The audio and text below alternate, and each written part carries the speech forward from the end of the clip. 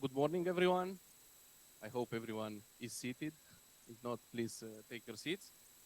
First of all, welcome to Cluj-Napoca. Just a few organizatoric remarks. Just to be sure we hear each other.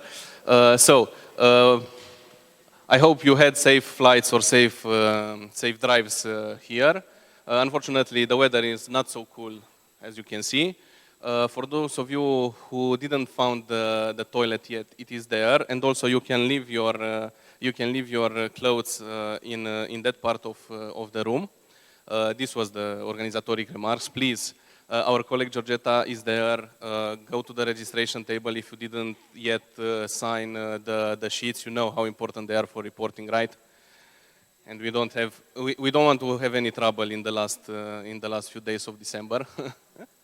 Okay, so it's very good to see you again in Cluj-Napoca after our session in April. You already know part of my colleagues. We are here just to make the introductions, and then the floor will be all yours. So please, Georgiana.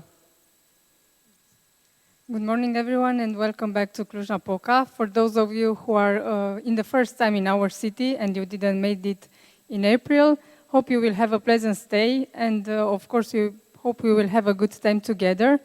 Please let me introduce, first of all, our director from Cluj-Napoca municipality, and also Călin Forna, and Dalila Ciuclan, you all know her, the project manager of the AGORA project.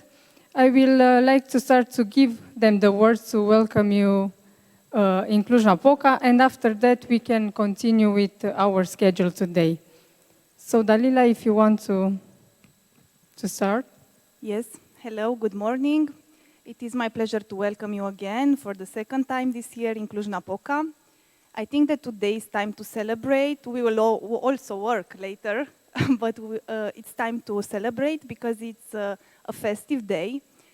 Agora journey has come to an end, and it was a complex one, journey with lesson learned, with a lot of challenges, as you all know, but we somehow managed to overcome them, and here we are today in this setup, ready to work, but also enjoy our final conference. What I would like to say is that for us, as a lead partner, this journey was like a real project management course. And we know that in Agora 2.0, if we will get a chance to have the project finance, we will use all the lessons learned in this journey to make it better and have better results. But now I would like to introduce the message our mayor, Mr. Emil Boc, let us, and he isn't today here with us because he's in Brussels, but we have his full support. Okay, so let's see.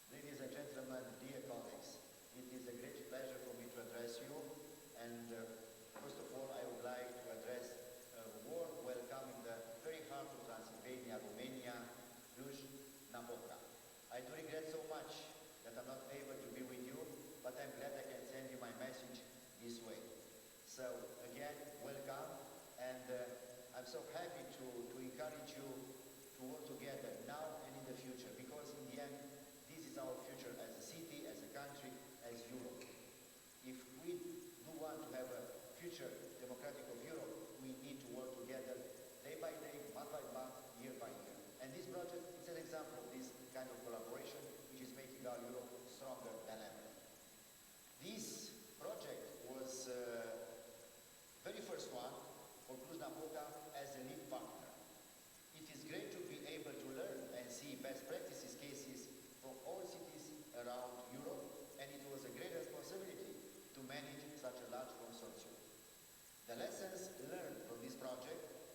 similar initiatives will help us to better integrate urban assets and co-design regeneration processes together with our stakeholders. If we learn something from this project, it is that local communities become engaged easily if you go directly to them. This is something that we are looking to integrate into our future participative approach.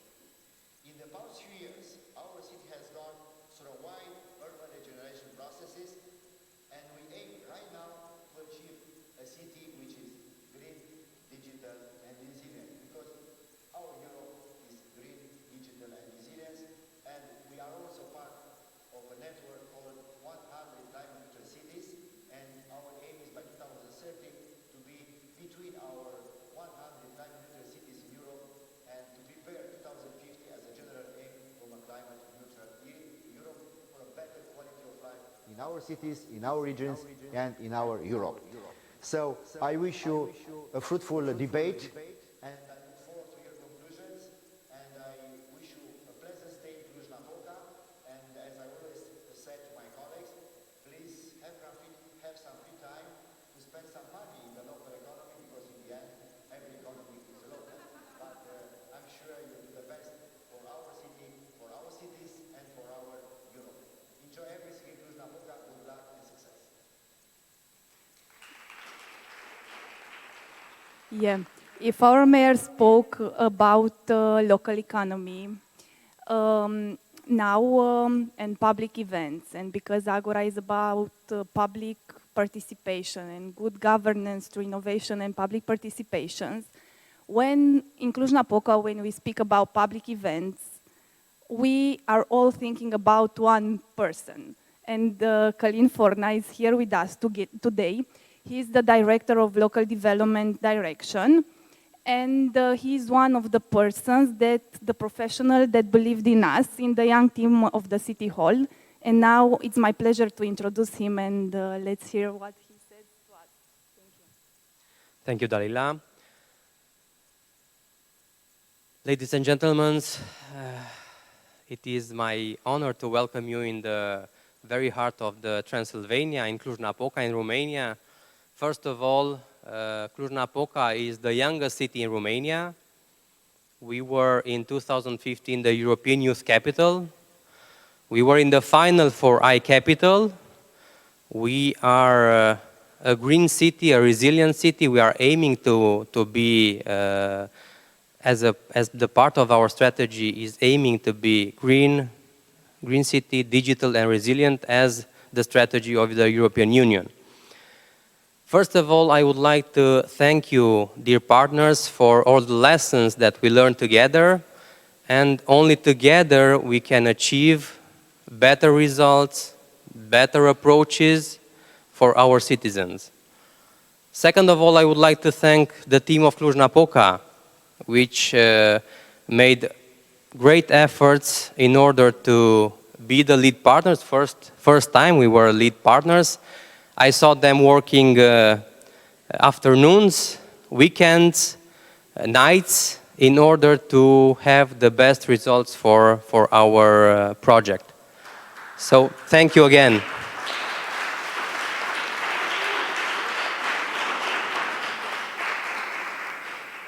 Nevertheless, it's very important to have bottom-up initiatives in order to have good results, to discuss with the citizens. The participatory approach is the best one. With the help of our citizens, we can have the best results for not only for AGORA project, for all the projects.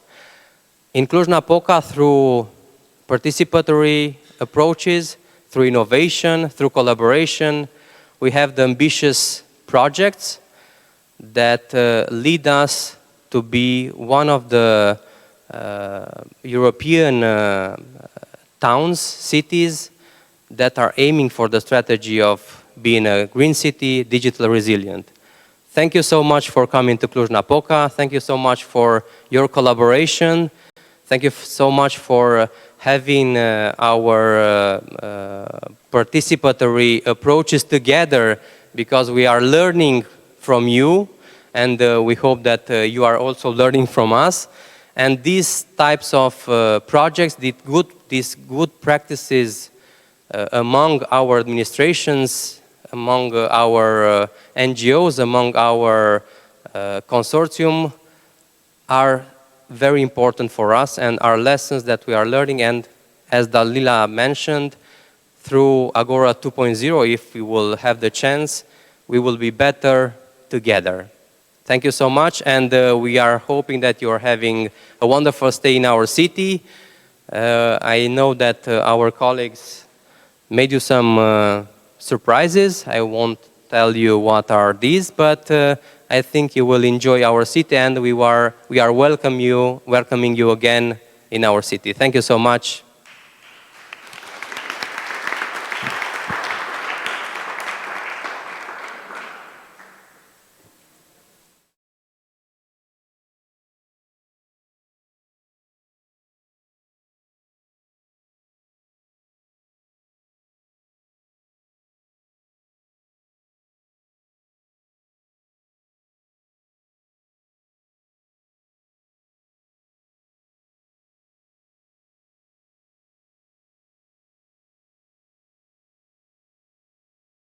Welcome the first two of our work package leaders, Barbara and Andrada.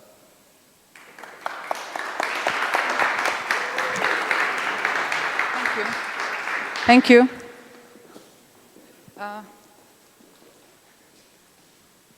We can do with touch. It's okay. Okay, hello everyone, good morning. You can also, if you want to say hello. Okay.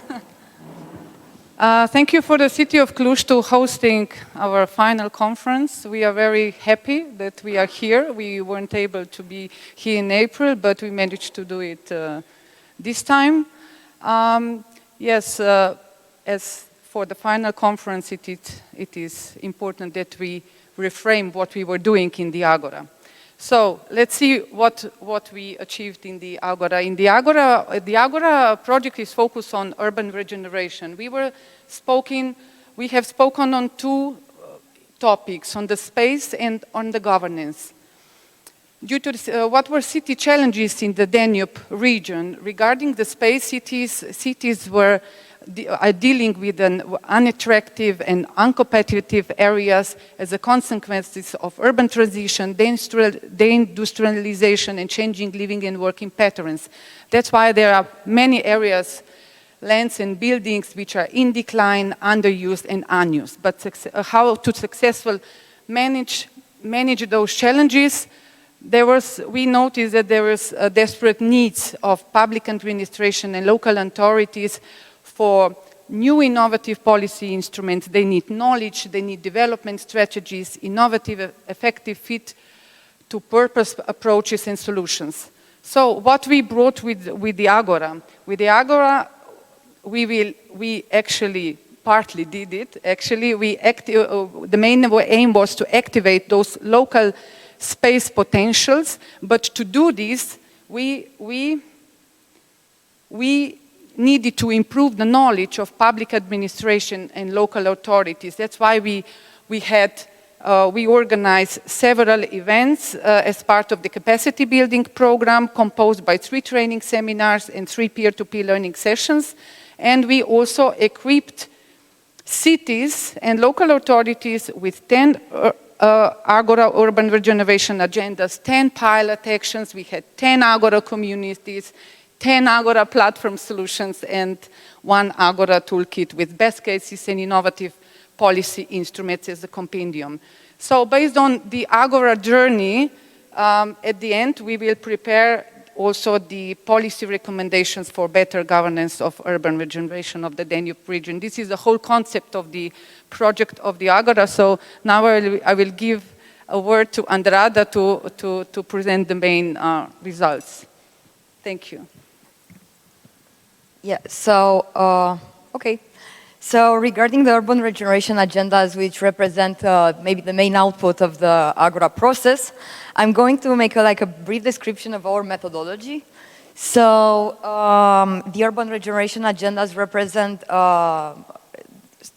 based on the Sustainable Development Strategies model, they were adopted at the local level through agreements, which were called memorandums of understanding, with the local communities or AGORA communities. Now, I'm going to make like an analogy with making a pie or cake, I don't know, with the urban regeneration agendas.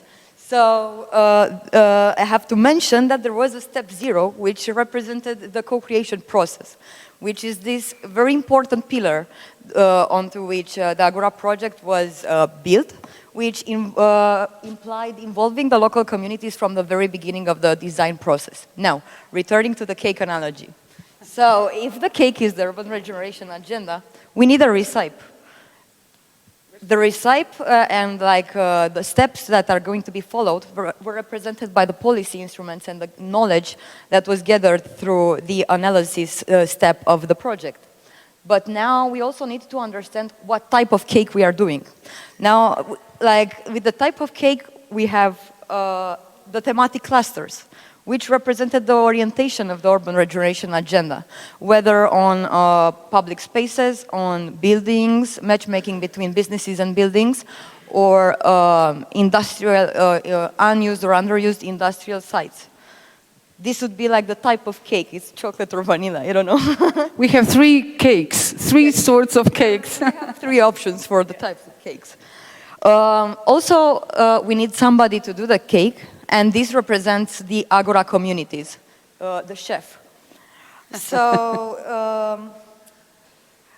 the cake is also made of different, more pieces, and those pieces are the AGORA areas, the actual spaces of implementation. Now, we chose one of them to be the piloting of our methodology, and that is the pilot project, which was activated through the pilot actions and the flagship projects that you have developed in the last half a year.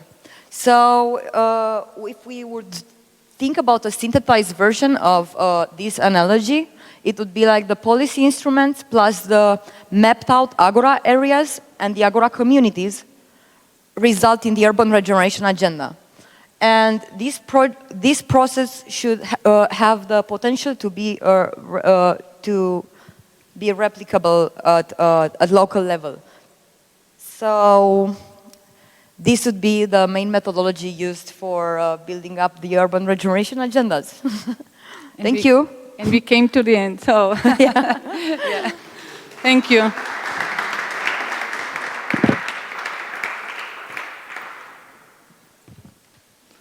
I think that now Eutropian Jorge will join us, right? To present the backstage, actually, story, the whole process, what was happening behind.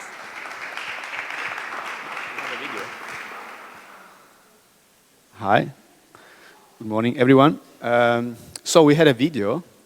We shared a video with Liviu. Do you have a video? We share it with them a video.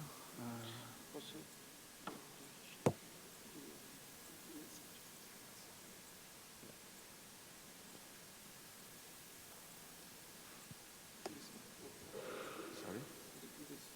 No, a video. We share a video with. You shared a video before. Okay, it's not here. Okay, never mind. Okay. Okay, never mind.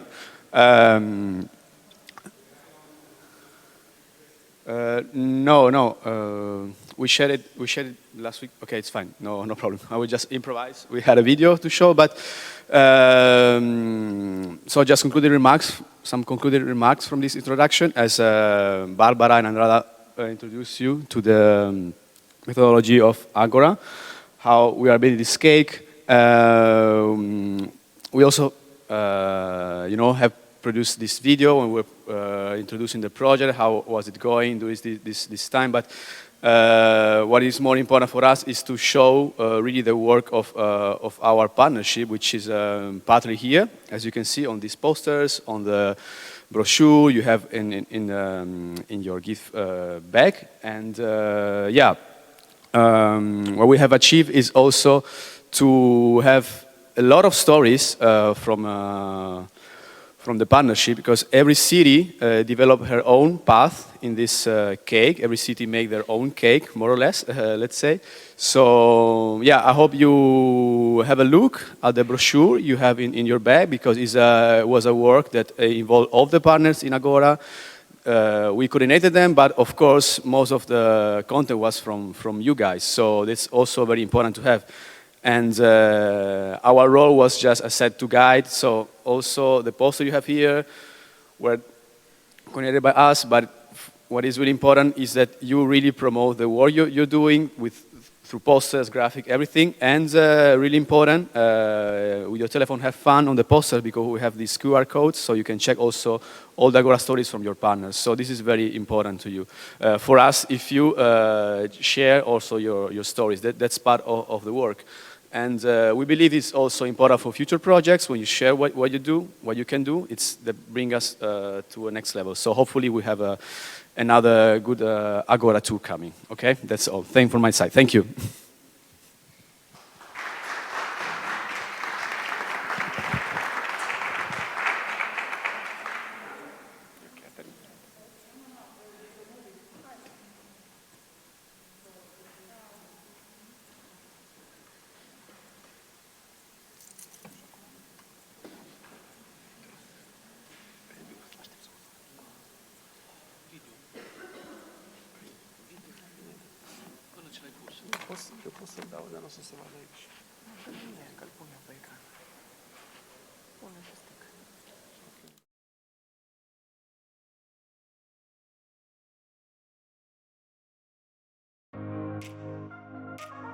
The Danube isn't just a river.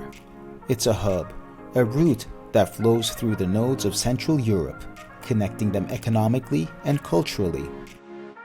The cities along the Danube are thus interconnected, interdependent, and interrelated. Their fates are bound to each other in a way, with similar experiences, challenges, and opportunities. These water-bound cities have experienced quite a lot over the years, including the most recent transformations and crisis, which has had an effect on them all. Underused and unused spaces have popped up as a result of deindustrialization, affecting the transformation of living and working patterns. To tackle such significant issues collectively, the cities of the Danube region work together. The AGORA project equips 10 different cities in the Danube region with solutions to activate local space potentials. The project will enable these cities to become drivers and mediators for urban reactivation. What will the AGORA project accomplish? AGORA will deliver a capacity building program and a toolkit with innovative policy instruments and urban regeneration agendas, which strengthen institutional capacities. The AGORA pilots are based in post-industrial areas, underused public spaces, and unused commercial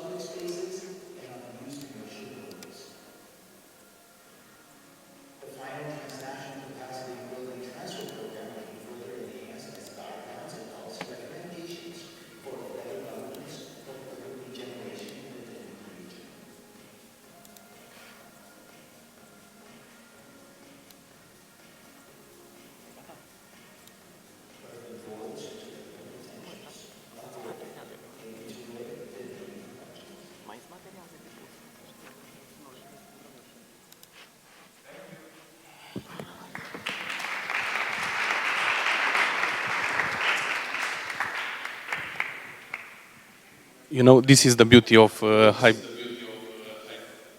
hybrid events. They need to hear us and we need to hear them, and then the sound is doubled. Next, it will be time for cities, and Barbara will be our host for the first session. So please put on your presentation pens, and Barbara will announce you here. Yes, thank you. Now we are coming to the stars of the Agora. The cities are the stars, we are saying, and we are backstage experts, actually. So I would like to invite now Neckar-Alp region, Chișinău and Cluj-Napoca to join me here, because I would like you to give us the present your achievement through the Agora process. So first, but please sit. Liviu, you will do for the Cluj? It's so nice here. So ladies first, Natalie. The presentation, you will use the posters. Okay. Can I?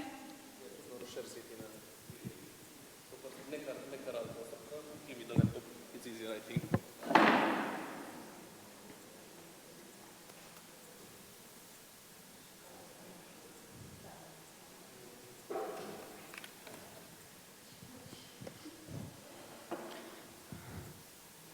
Give a mic to Natalie. Natalie, are you standing beside the flagship and the poster? Huh? Maybe it on the screen. Okay, I will wait. Right on the screen. We will listen to you.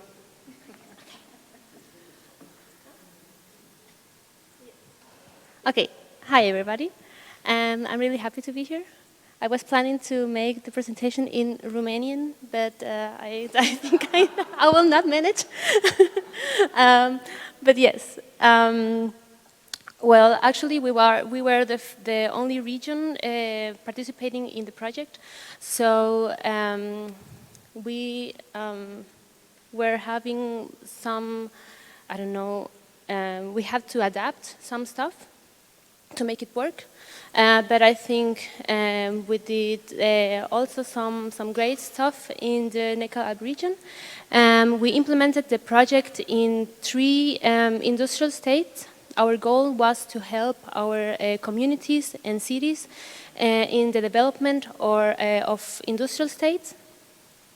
So we were focusing on Rothenburg, Metzingen, and Liviu, if you could go a little bit down, Mescheden.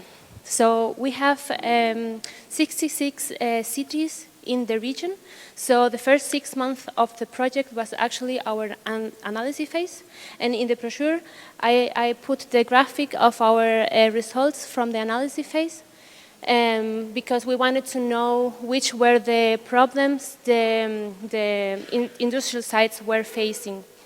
So actually, we managed to focus on infrastructural problems and communication problems.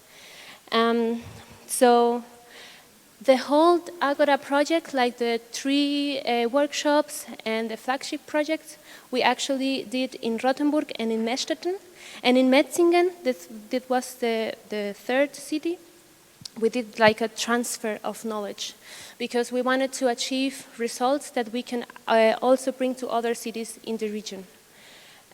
So in Rothenburg, we were focusing on bringing a lot of different opinions and stakeholders together, so they are actually able to make a strategy for the further development of the industrial site. And in Mescheden, we did a test planning procedure, because they want to construct the first carbon-reduced industrial site of the region. So, and in Metzingen, we focus on the mobility and the mobility perspectives for industrial sites. So we actually managed to do a lot of workshops and public events in every 3 cities, in each 3 of the cities. And I think this was a good thing for the region because we actually make a new way of working between the regional and the local level. So yes, it was a pleasure for me to work with you. And I'm going to give the micro, or can I give the micro to? Yes, I'm finished. Thank you.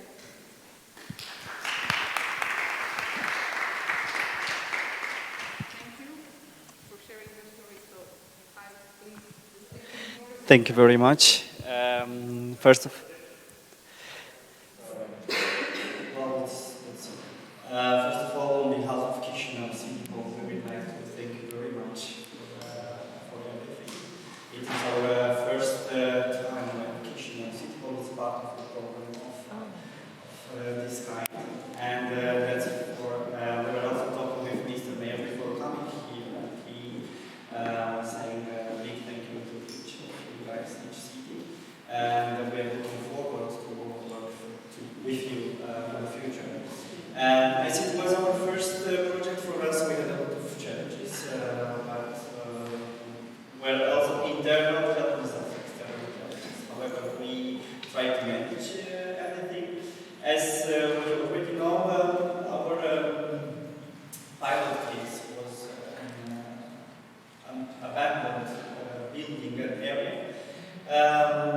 6 months ago, the municipality decided that we have to do something with this place. So we have good news. We have the review team which is working there. They start to rehabilitate this place. And we are very happy because we are part of this small process, and with all our activities, with all our workshops and meetings with the stakeholders, we made this place visible. Even if it's in the city center, it wasn't so visible and known even for people which are working for the city hall. If we are talking about the flagship project which we did it the last, it was really a nice thing to do. We tried to summarize everything, all our activities, and engage all the stakeholders. Because of the many crises that you know already, which we are facing, well, the whole Europe is facing, but we especially, a lot of processes were delayed, or we had some things about this. However, I think at the end we managed to do all our objectives and goals that we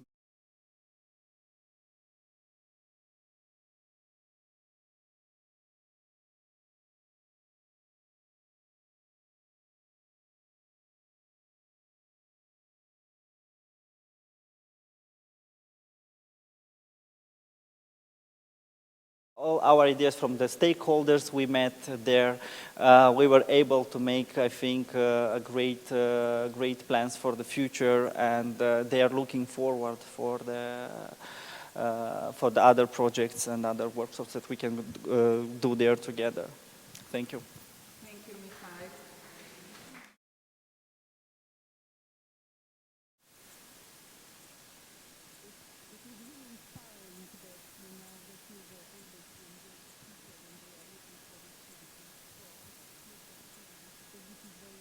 It's very hard to engage them, but what? Closer? Close. It's not open. Okay, now it is. Because I know it's very hard, especially because we were in a hard situation. It's very hard to engage people. So I'm really congratulations, that you were able to make very important steps, in the city. So now our host, Liviu, it's your stage. Thank you, Barbara. Kalin mentioned earlier that we prepared some surprises for you, and that's actually right.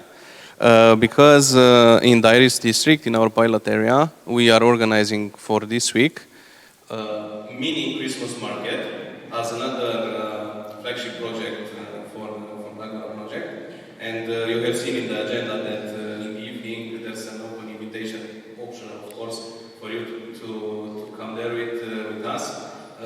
Hopefully the weather will stick good as it is now.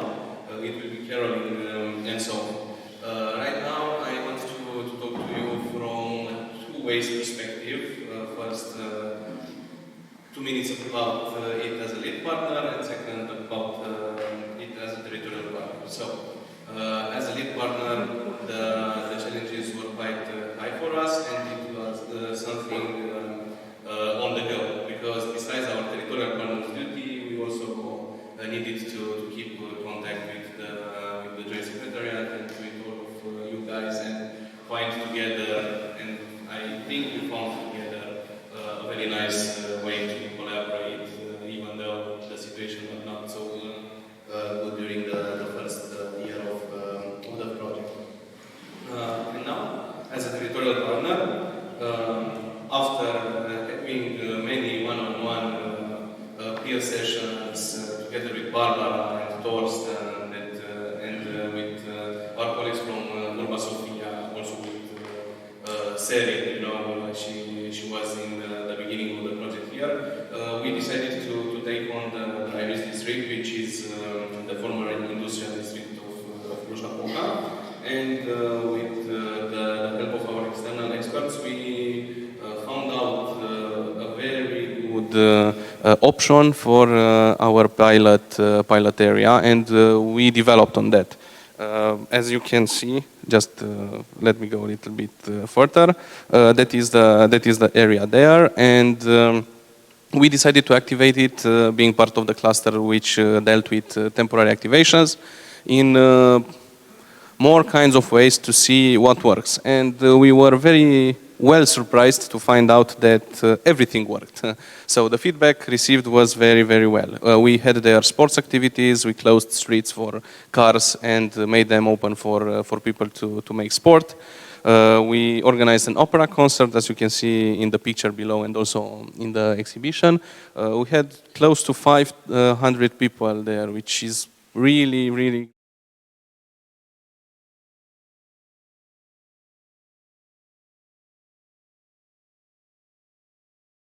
work together with you and learn from you, because we learn something from all of our colleagues. Also, we would want to implement what Chisinau has with those backyard sales in the future. So all in all, the transnational part of the program really stood out.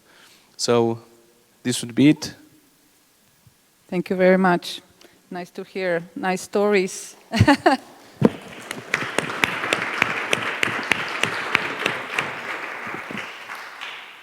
Not cities are learning, also we are learning. You know, I think that we are all in the same, on the same side. Yes, because yes, on the same, in the same kitchen, I can say, preparing different cakes, and I'm looking forward. Also, I'm looking forward, you know, to learn more, you know, because this is also important for us, you know, because we need to support you. Our task is to support you. And I think that we are all growing through projects.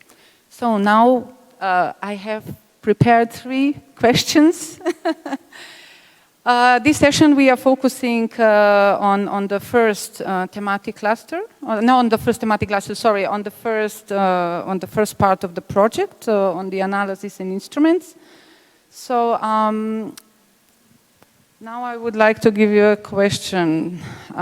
So we all know that we started the project in the COVID time with a lockdown, and especially it was challenging for us and for you to start the project. So what were the major challenges for you cities when you started the project activities, and in general, and also what were the challenges at the initial phase of developing this operational analysis when you needed to identify areas, identify policy instruments, and other governance models, etc. So, please, Natalie, I can start with you.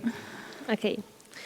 I think for us, the fact that we didn't have a kickoff meeting, oh, yes, okay, was a little bit of a challenge for us because we had a little bit of a hard time internal to set the goals of the projects. And we also knew that we wanted to implement the project in different locations. So actually we kind of develop a strategy for every city. So this was also, I was new at the Neckar Regional Association, so I didn't know the cities and the majors and the people of the cities. So every meeting was online. So at the beginning, like the communication was a little bit of an issue, and we need to have like several meetings with each city for them to understand us, for us to understand them, because we also needed to know what are really the challenges that they are facing to be able to develop the strategy that we want to implement in each city. Yes, and we were working with a very large number of stakeholders. We had different type of groups besides of the Agora community. We were also working with more stakeholders. So I think this took a lot of time, but once we had the strategies and the goals and we understood the project, then I think it was fine. Yes. Yes, thank you. I think it's you are a different partner because you are working on a regional level and you had a very challenging task, communicate with 3 cities, working on 3 areas. So really, I really admire your work and your contribution to the Agora results. So thank you. Mihai, please. Sure, even if I wasn't from the beginning in the project, I was able to talk with my colleagues about this.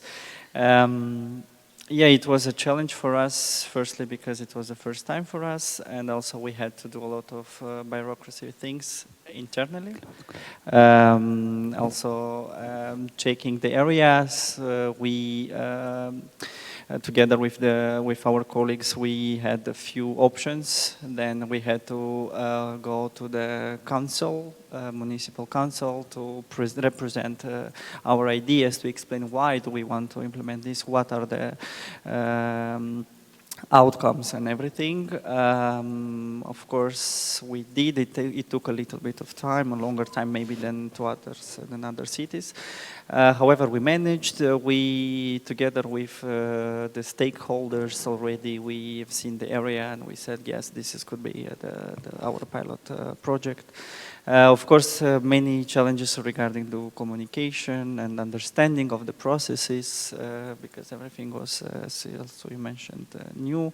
And also, I think from the first 6 months, the project was quite moving really slow. And after a while, when we started to understand and everything, and also because of the COVID situation and many other challenges, yes, we had to move faster after a while. Yeah. Yes, thank you. I think it was also challenging for us because we knew that there were problems of understanding of the aim of the project, and we wanted to translate this concept into the cake, you know.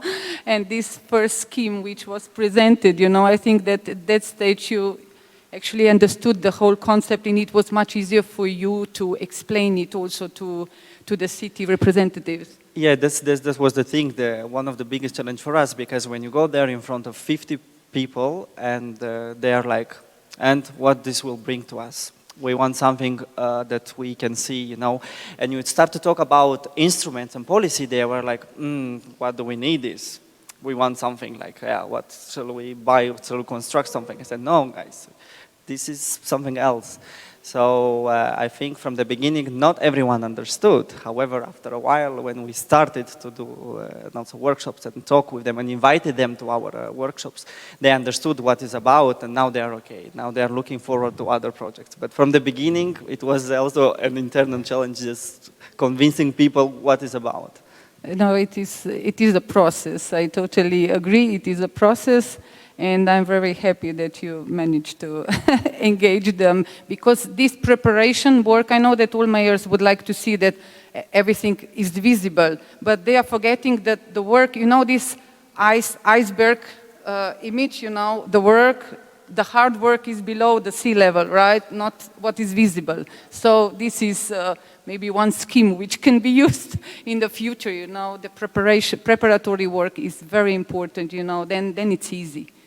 Okay, thank you. Liviu? So again, I will speak from two perspectives. The first one, the one of lead partner. It was indeed very hard in the first few months of the project due to the fact that most of the time we met online. The only partners that we could meet were our colleagues from Urba Sofia. And as you could see, this delayed the project in some aspects.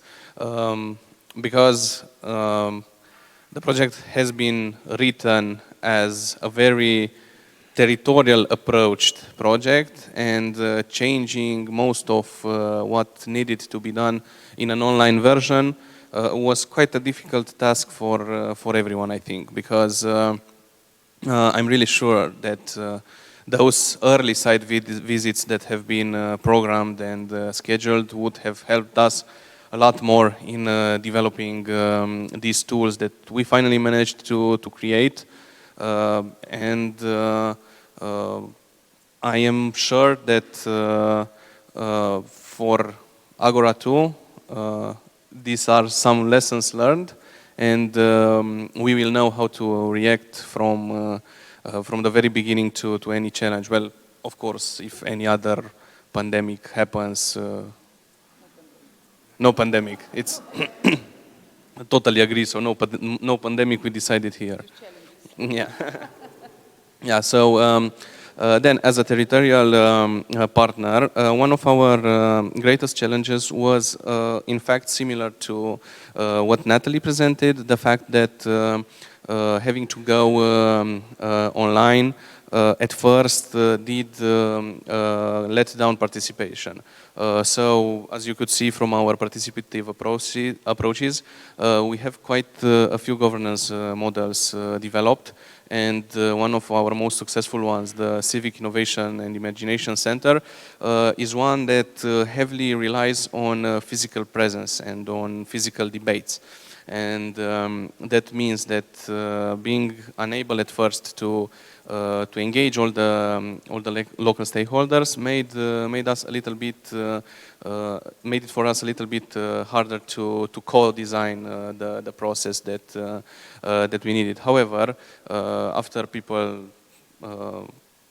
realized that, well, the online is the new normal, things started slowly to get back on track, and we managed to find solutions. But one lesson learned from this challenge is that engagement goes down if you do not go directly to the people. So this is what also Mr. Mayor Emil Bock pointed out. It is our duty, our job to go to the people and to try to stick to them in order to manage to get the needed engagement. Yes, thank you. This is very important because people are used, when you engage them, they need a continuity, you know, to have them on, in the process. So let's go to the second question. Partly was Liviu already answered, but in the first phase, you identified several innovative policy instruments and governance models.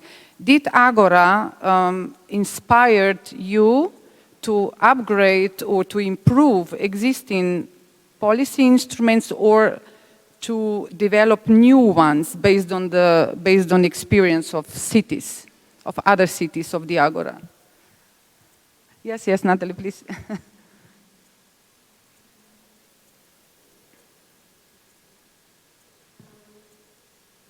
Hello. Yes. I think we had our list of the policies that we already have, but I think we were working in a totally different way of the things that were already implemented in the region. So we surely managed to do new working methods with the local level. And I'm sure that we will continue using the ones that we had before into the new one. But this way of working where you are really able to make a cooperation and you are working like really close to the local level, I don't think it was done before in such a way. And now, for example, in Rothenburg, we have applied for funding from the national level, so we can actually start implemented really concrete stuff that we had from the Agora project, because we had the same, like everyone was okay, but what are we doing? Yes, and we are going to be doing this in a local level and in a regional level, like the same stuff and the same topics, but we want to make a really well knowledge transfer between the cities and in the whole region. So I think this is a totally new stuff that came through Agora. I think that we are all happy, especially scientific partners, that that new instruments, new solutions, that you found the appropriate instruments, which is working. So, please. Yeah, same for us. Of course, we did had some policy instruments. However, the ones we found it and represented by you, we used. And I think one of the, if we're talking about a specific one, it was about the innovative policy instrument regarding the stakeholders. So, as mentioned on the previous workshops, for us was something like an issue. So we really adjusted our point of views and everything after the information you provided. And of course, we are going to use this in the future, and it's something that it's not now that it's very, very useful. Yeah. Thank you that those kind of instruments will be your daily life tools, maybe, yes, or future, Yes, for sure. In the future, for sure. Yeah. Okay, Livio, can you share with us? There's many models that we used during the Agora project. But one thing that I want to point out and that we piloted and was very successful is this thing of temporary actions and pop-up actions, which really wasn't a thing until now, and we received quite a good feedback from the citizens. After we did that pilot area activation with closing the street for sports activity, we actually made it in the entire city. So then we went to 3 more neighborhoods, and next year this thing will be a pop-up activity, but more like a permanent one. So each week another street, and this generates first of all predictability.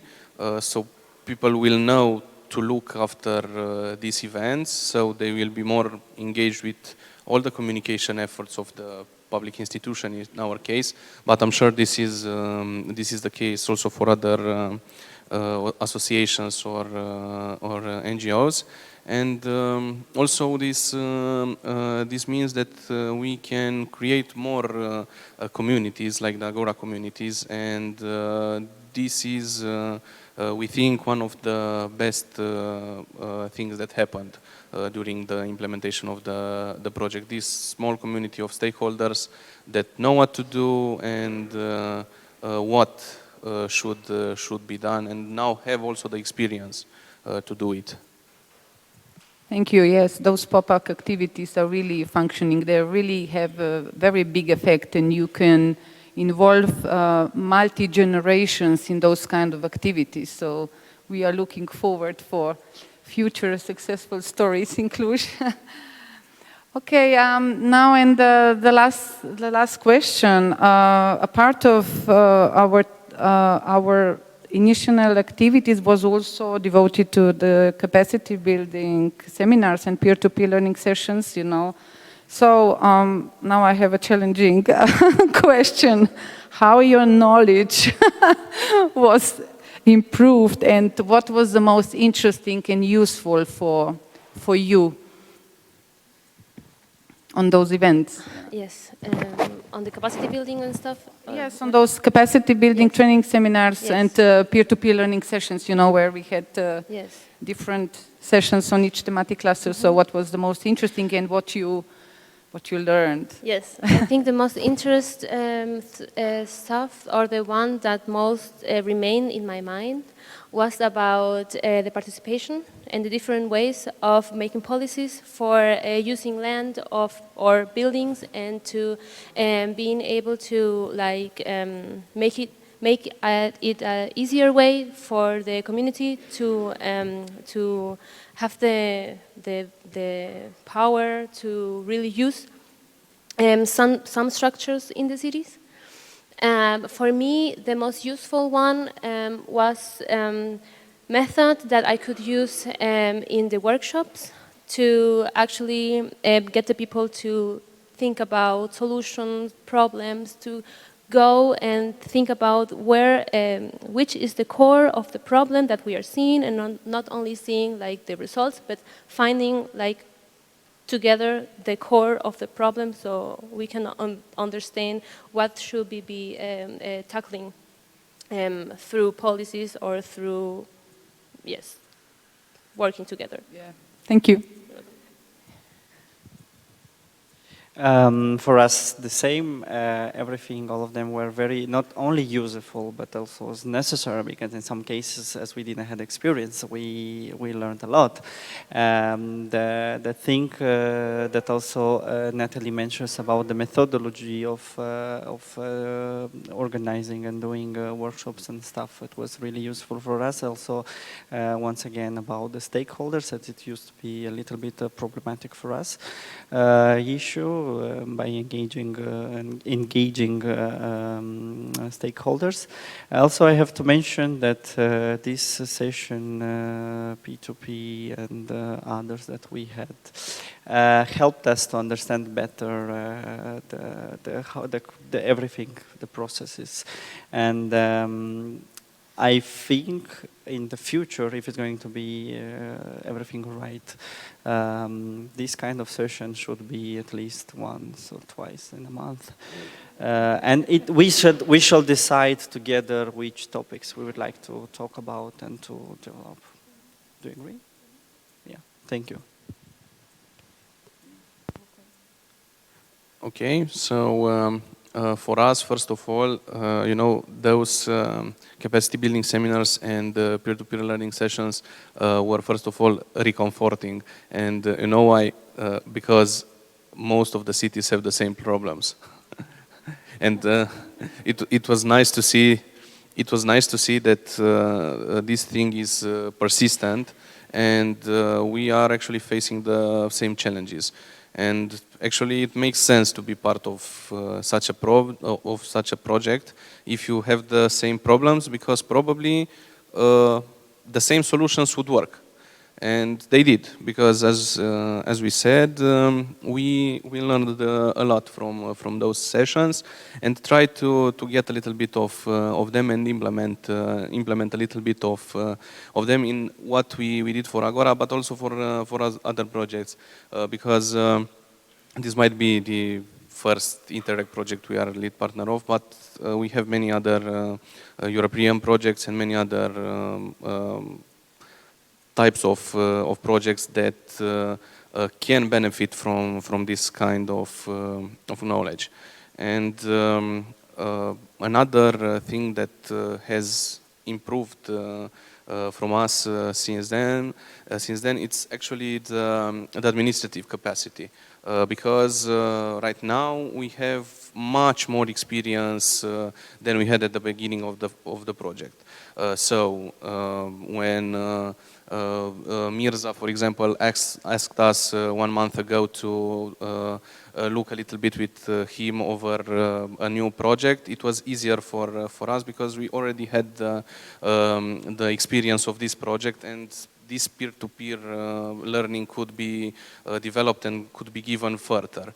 And this really benefited us not just at the project level, but also at the day-by-day functioning of the institution, which in turn is really, really great. And I'm sure also our colleagues from Chisinau can relate, and many other cities. Yes, thank you. I think that we are pleased and satisfied that experience from the Agora is actually will be in your daily routines, in your heart, almost so. But as Liviu mentioned, we still have some time, you know, and maybe, you know, should I ask some questions maybe for other partners, you know, to share with us your challenges, or if you developed some other, some innovative policy instruments or something interesting, what can be also inspiring for other cities. Our 3 cities presented already actually answered on those questions. Maybe someone among the audience of other cities can share with us some interesting issues or topics.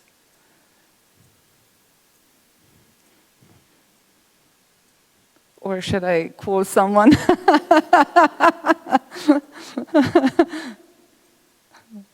Okay. Okay, maybe, I don't know. I will call someone. We have half an hour of time, otherwise, you know. So, what was the most interesting for you? I will just share a microphone. I will go around. Maybe for you. I'm sorry. You didn't listen to me? Last 5 minutes, I'm out. Okay. Okay, you? I can share. Yeah? Okay. Barbara, your topic was which one? Wait, first one, analysis and capacity building for urban regeneration. What were the challenges and instruments if you developed and what you learned? Okay. So I would like to say how much I liked this project due to the fact that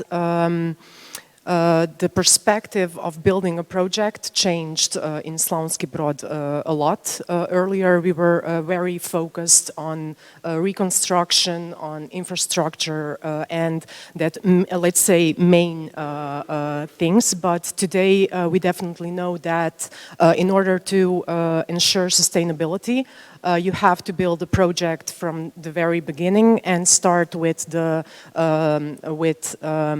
local community in order to get to, let's say, to the end and to build a whole project. You need a whole process, not just focus on reconstruction or infrastructure, but really to include a lot of different stakeholders to get a sustainable and interesting for everyone, interesting project that will ensure participants and not just a building or so.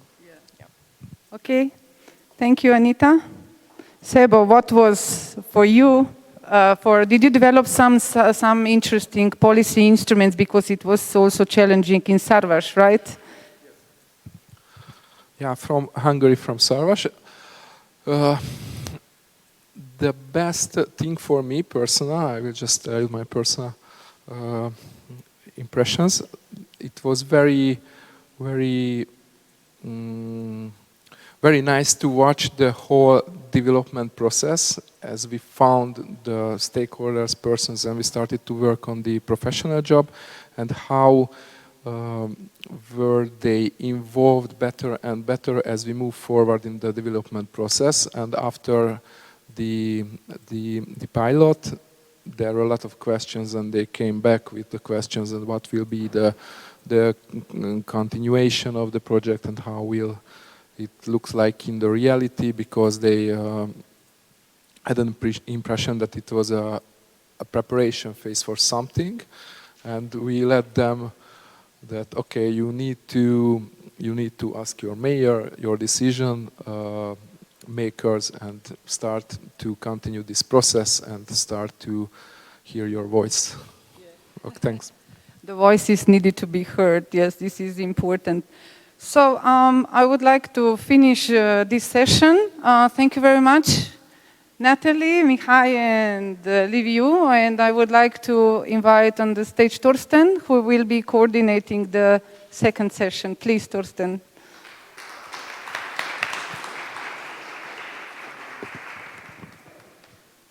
Thanks, Barbara.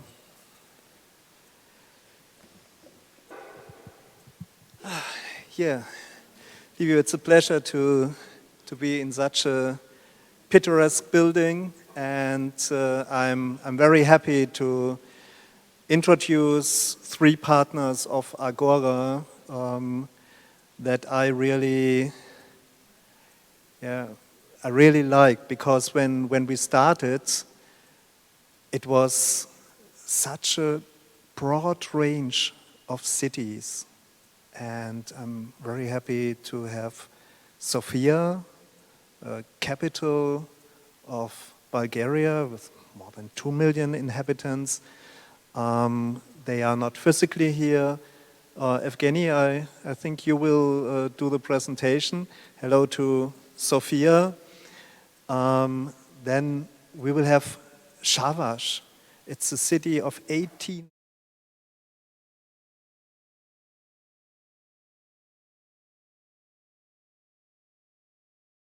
A way to combine all this range, and so Shebe, I think you are the representative of Shavash. Can you please come to me?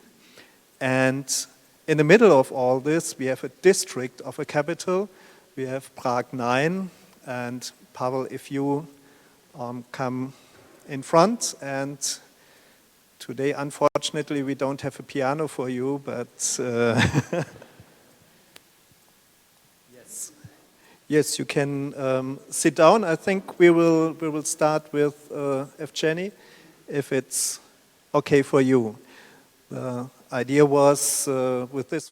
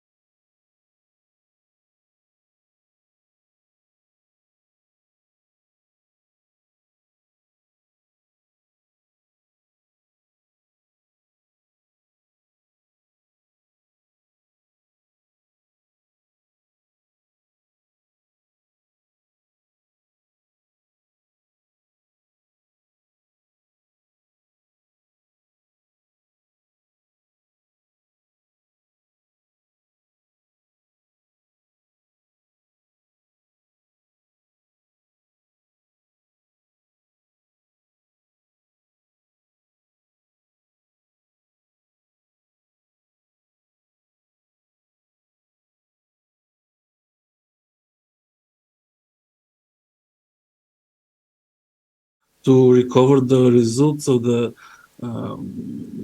issues in the public spaces and the way that we want to reanimate them in a creative way. The object was to validate the fundings and the analysis phase and with the stakeholders, the local challenges, preventing creativity, redevelopment, and some possible solutions that we can achieve. After that, a series of 3 events have been conducted in co-creational workshops. The first one was in September. The idea was to collect and prioritize the spaces that we want to intervene in. We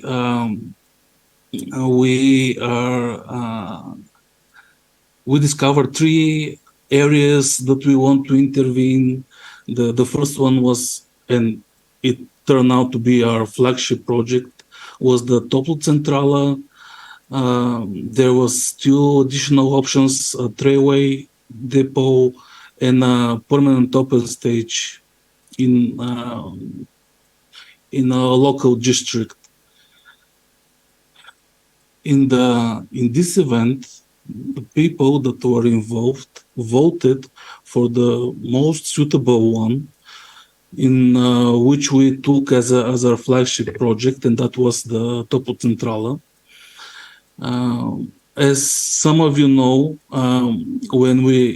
when you were in Sofia and you visited Centrala, you were familiar with the flagship project that was renovating the riverside of the venue, where which will be open for locals to visit and to have recreational activities, to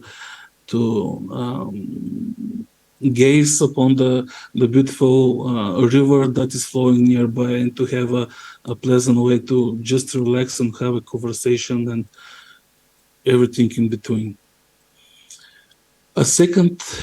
In November, a second event was organized,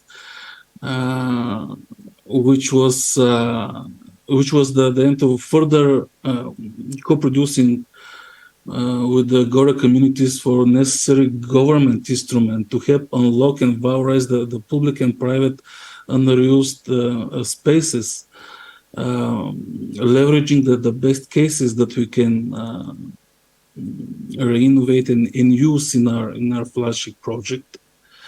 After that, in March 2022, we have a strategy development seminar.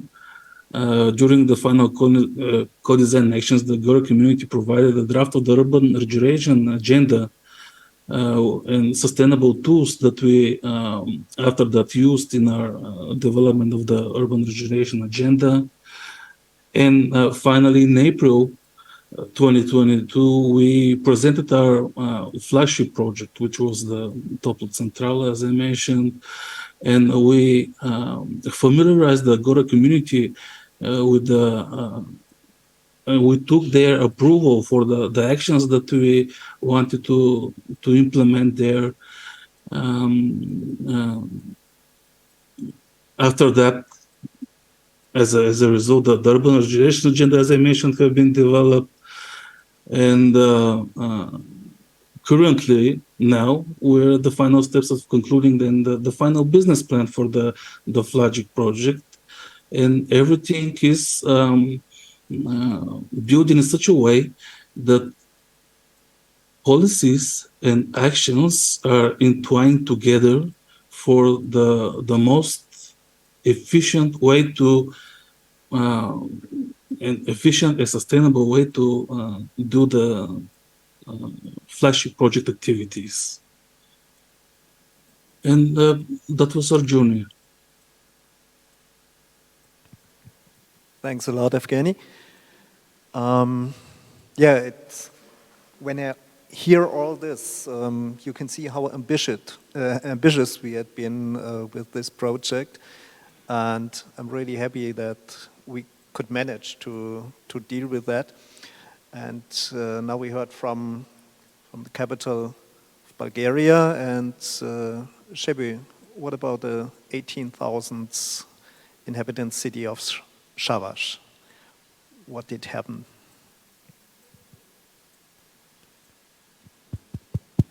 Now it works. Okay. First of all, I'd like to thank you before I forget to the whole AGORA team, project team, and to Cluj-Napoca, the lead partner. Really professional work without any stress, and all the work package leaders, Jorge, Barbara, Andrada, and especially for Torsten. The work and the patient in my case, because all the work package leaders. I didn't pay him for that. So. Okay. So, as you know, I'm working as an external expert to the city of Sarvas. So for me, it was the same question that for all the other cities, that what can we do in a small city like Sarvas with a population about 18,000 inhabitants. And what I realized first that, or in the first period of the project, that we have the same problems or the same facilities like in Prague or in the other cities. So I became a bit more calm in that time, that we have to do something and we can do something. In the first period, as all the other territorial partners or towns, we tried to analyze the buildings or the areas where can we do the development, and we found five different locations, three castles or cultural heritage protection buildings, and 2 industrial buildings. After that, we managed to implement the workshops, and our luck was that we could manage them in physical way. So we somehow survived the COVID situation, and of course we used masks and all the other necessary things to prevent the health. But it was more effective than do it instead of online, because in other projects we did the online meetings and the physical were better, of course. So we had the 5 locations, and after that we tried to figure out what to do with them, how to use them as for cultural purposes or business, as business facilities. And in that time, on the second workshop, I think that there was an institution of Sarvas. They are handling with the youngsters and inhabitants with serious social problems. And the problem came out that there is no space for the youngsters or the young generation to be together in one place and do something really creative things and spend their time. And in that time we could strengthen the 5 or we choose 2 locations of the 5 which could be good for this development aim. One was a garden of a castle where we could plan a cafe and a little cinema or art cinema or something like this, or an unused industrial building which is next to one live music club. It's called Zebra Club, which is in a building which is under cultural heritage protection because it's an old building. So in the third workshop we started to think on the two different facilities or these facilities, and we choose one which is located next to the music club, and we managed to implement our flagship there, and we made an open day where all the youngsters from the city can visit the potential place and the music club, and they could listen to music, they could try out the different audio-visual techniques, they could, there were some technicians and musicians from the creative, cultural creative sector, and on the other hand, they could visit this location, and we used the questionnaire, and they could tell us what kind of functions do they need to be there, what want they to do there. So we we wanted to follow the whole idea of AGORA project, like planning from a bottom-up structure. And it was a very successful event. There were more than 100 youngsters there, and we closed the event with a live concert with a band. It's called Suboy. They are playing some kind of rap or hip hop mixture with traditional music. And one of the musicians is from Szarvas, so it was a close connection, and the participants could ask how does it work to be a rock star or something like this. So that small city, short story, that's we are, but it was, in my point of view, it was a very successful process. And now we have the final business plan, we have the technical plans, so it's totally prepared because you know that the Hungary is in a situation which we can have some EU structural funds to develop new buildings or new functions. So we are just waiting for the possibility or the money, and we can start to implement this pilot and this creative cultural creative industry incubator, as we call it. Thanks, Shebe. So it's quite interesting to hear one more time about the process, so that it was not clear from the beginning what would happen within the project. And in addition, it was always a funny thing for me, or a good thing, that there are a lot of cultural meetings and cultural aspects, even for intermediate use, to enforce the development of the pilot areas. We have heard about the Christmas market and My Fair Lady in Cluj. Now we heard about how to become a pop star. I know from other cities that they are trying like this, and all this music thing that brings me to the Piano Man.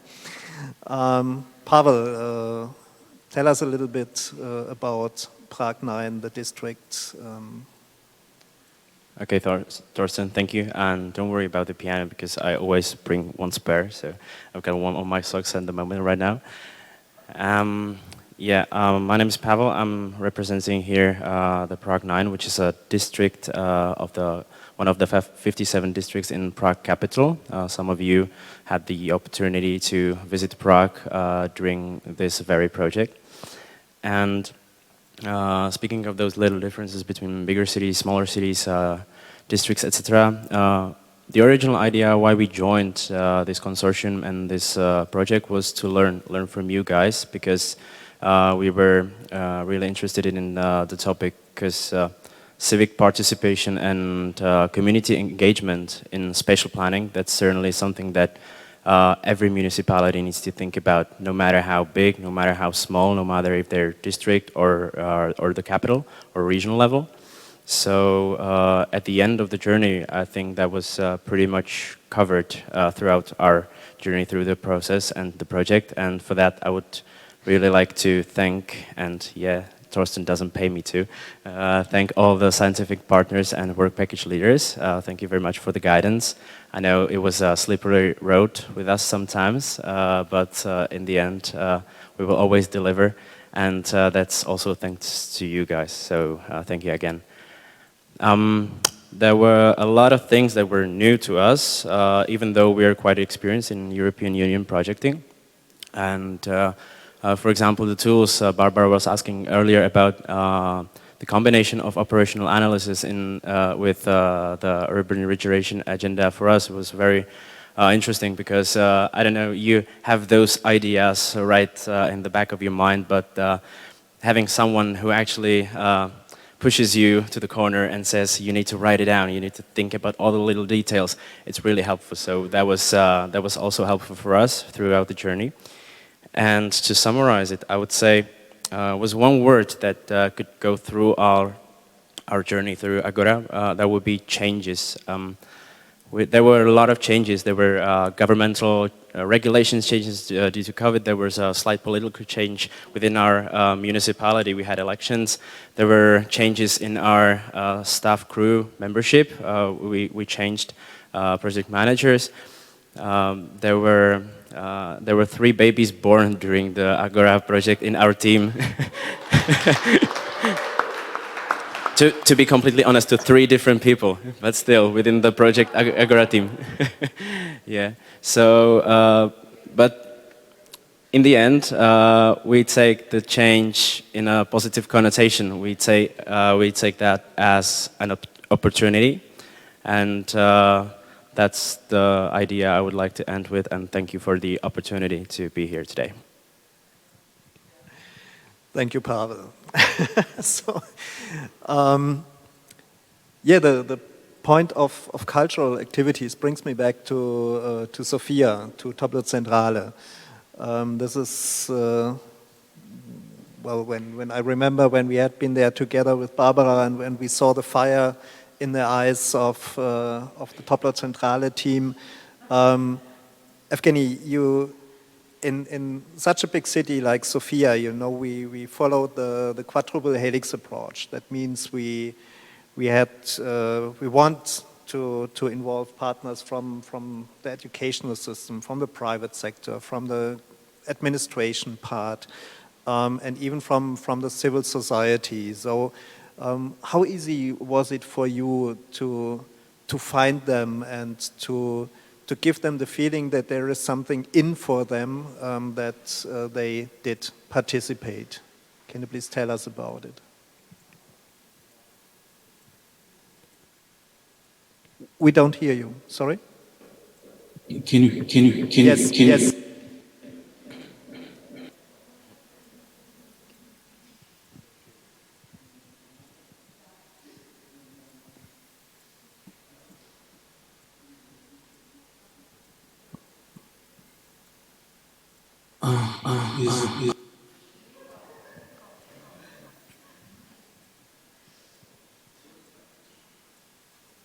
It's fine right now.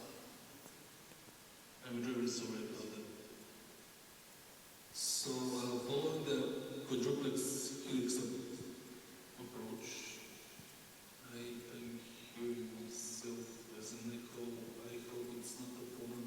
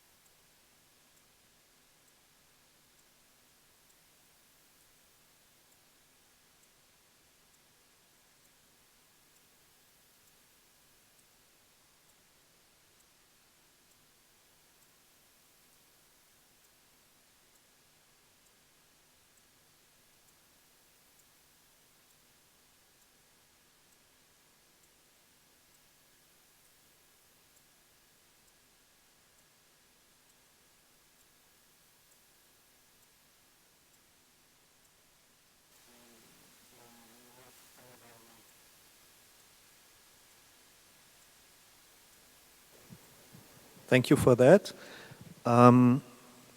That is overlap a little bit. Maybe you remember when we did this Mentimeter session in Cluj in April of this year, when we did ask for the willingness of actors. It was the private sector that seems to be the most complicated partner. Shebi, what about Shavash? Actors? About how to get in contact with the different stakeholders and with the private sector. Okay, just a very short reflection to Pavel that, about the newborn babies. I always wondering, are the newborn babies the result of the AGORA hardworking things in nights, or the result of the COVID situation when the parents were closed? So that's so that's guys, all. please think of the cartoonists that are with us. So hopefully they won't show tomorrow two more details on this topic. Okay.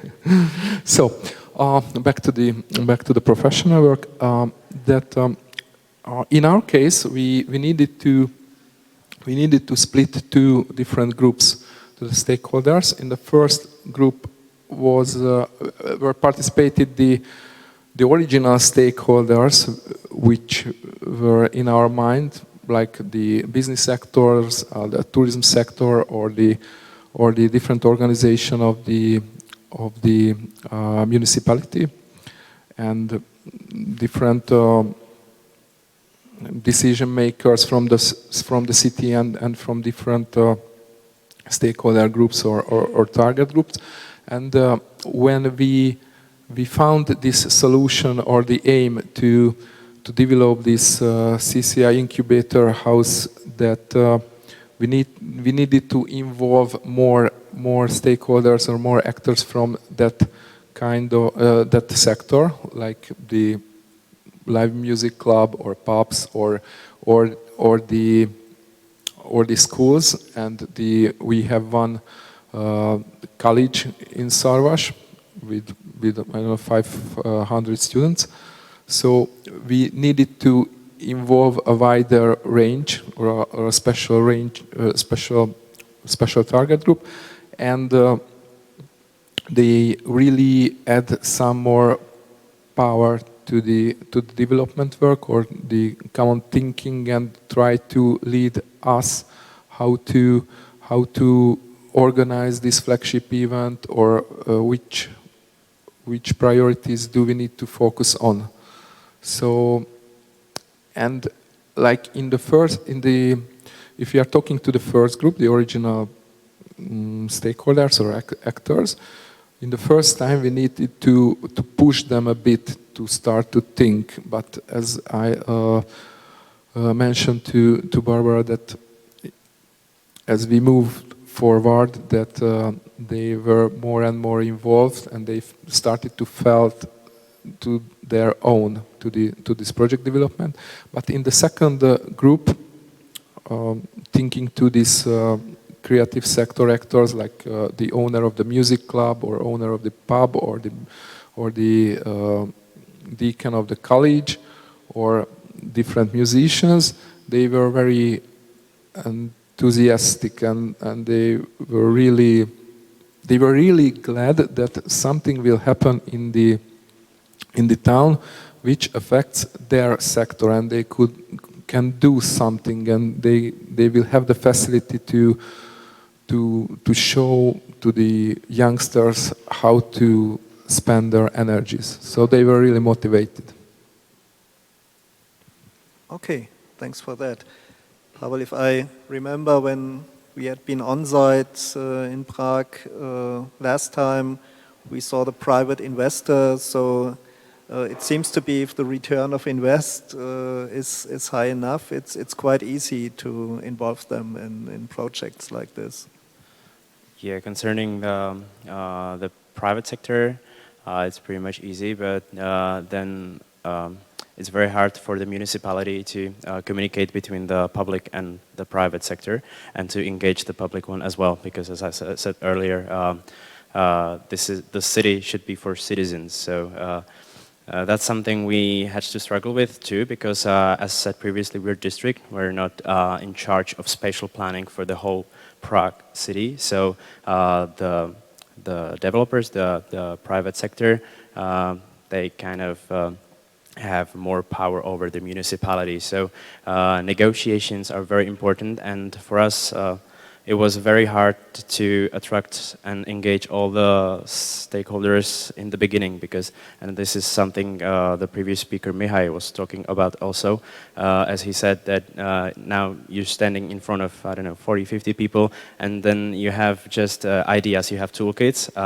and then the stakeholders, they don't have anything to grasp. There's everything intangible, and the people would like to see tangible results. So in the beginning, it was hard for us to engage all of the parts of the quadruple helix. In the end, we did not manage to have members from the university sector, but for those purposes, we had scientific partners and support from within the project. But at the beginning, it's very hard for the citizens to engage because they lack motivation, I would say. Okay. But in the end, I think it was very, very helpful to have these discussions with all the stakeholder groups. As I heard from other partners, even it was the same, not so easy to get in contact with all of them. The distance, when I remember Slavonsky Brod, if a university is not nearby, it's not so easy to get in contact with the educational aspect. But on the other hand, in the Mentimeter session, we heard about that nearly all of you didn't change the Agora community. So it was really exciting to hear that you stayed together with most of your stakeholders.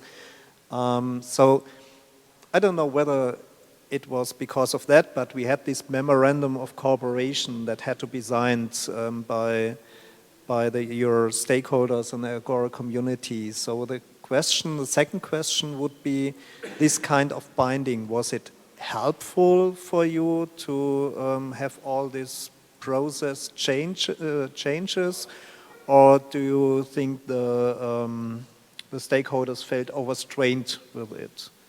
Evgeny.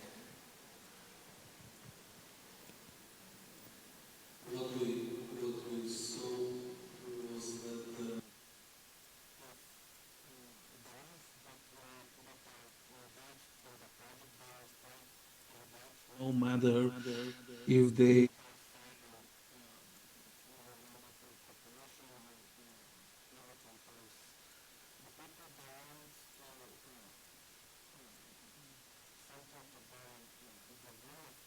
have a direct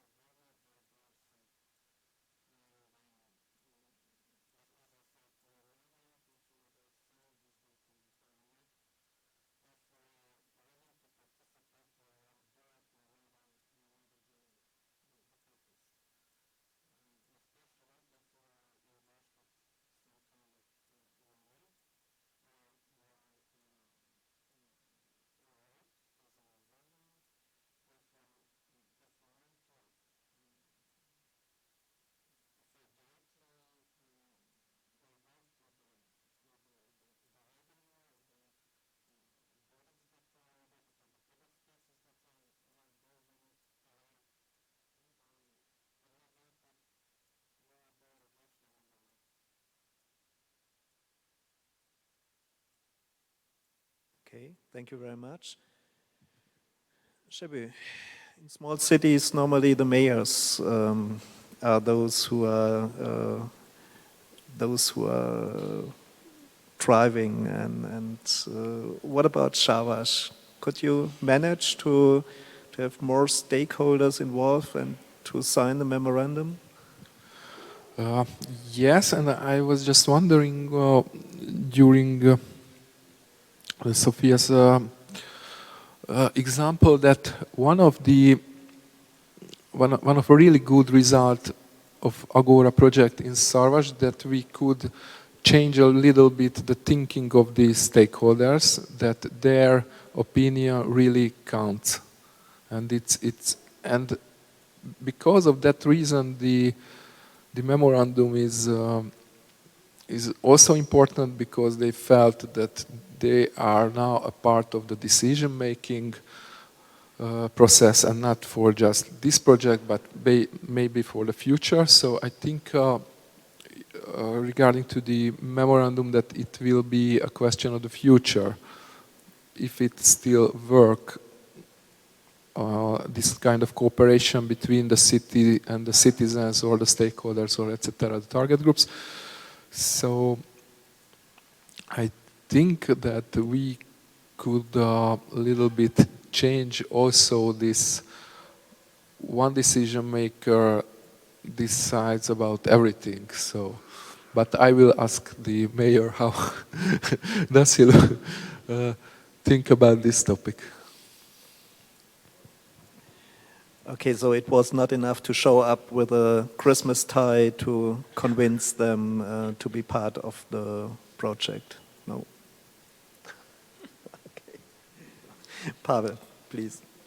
In our case, it was more like, in case of Evgeny, it was more like formality, and but it's a result of a long way we've come down within the bottom-up participatory approach. It doesn't come just like that. You need to engage those stakeholders in a long-term view, in a long perspective, and then eventually, again, as Evgeny said, they would like to cooperate no matter if they have to sign something or they don't have to sign something. In our case, there was a funny situation. For example, with Metrostav, with the big company that's actually making the construction works on our flagship project, they weren't sure about who can sign it. Like the boss of the company, it was obvious they wouldn't sign it because they have a lot of other responsibilities, and the project managers, they weren't sure if they are allowed to sign it, if it's obligatory, if it's mandatory, if it is binding for the company. So for us, it was merely a formality, the memorandum. Okay, thanks for that. Then we have a last question to our territorial partners. It's always the same question at the end of a project. So we started in a pandemic situation. We all know about the problems we had at the beginning. But if you'd have the chance to redo something different, if you restart the project, what would it be by involving the stakeholders? Evgeny? First of all,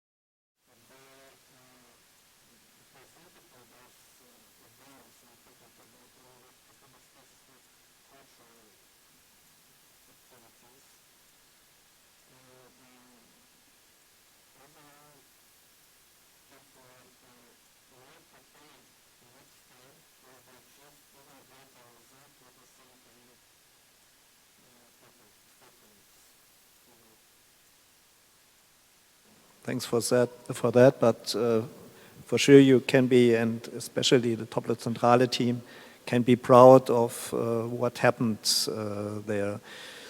Brings me back to the topic of time in planning. What is the right point to present something, to involve partners? And it was quite interesting to hear from you about this.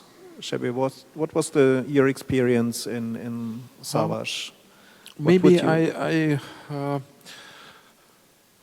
next time I should put more effort to the motivation, because the real work together with on the workshops with the participants started in the second workshop when they saw that it will have a result, and on the other thing that maybe we should build some channels to the decision makers, because we were focusing only to these 5 locations which we wanted to develop. And as I now remember, and I was thinking back to the workshops, there were some ideas.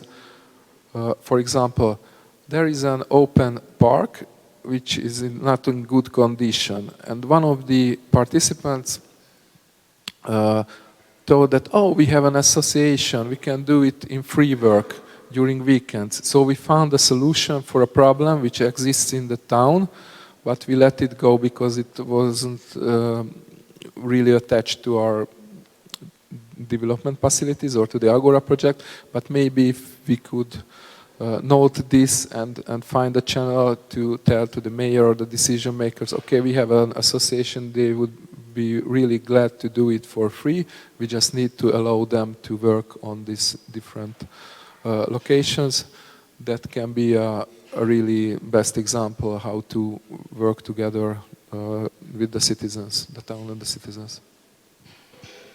Okay, sounds great to have the possibility and the effects when bringing stakeholders together to know about it, to make it visible. We quite often heard about, and to make it visible in Prague. What would you do maybe different? From my point of view, there is always a space for improvement. It would be silly not to think so. And there's a quote from Winston Churchill that says to improve is to change, and to perfect is to change often, which brings me back to the change opportunity parallel I was talking about previously. And if we had the chance to change something, we would definitely broaden our project team that were assigned to communicate with the stakeholders and activate the community. Because sometimes we could feel that, for example, with some stakeholders, I was the person mainly communicating with them. And for example, they could have been better motivated, for example, by somebody else from the team. There is this certain thing, chemistry. Sometimes sometimes it works and sometimes it does not. So if I had the possibility or opportunity to redo some things and change, I would definitely broaden the project team and assign them to certain stakeholders. Okay, thanks a lot. So it was quite impressive to hear how you handle this different topic of the involvement of stakeholders from different sectors. And are there some hints, remarks from the audience to this topic? Do you want to share some experiences on it?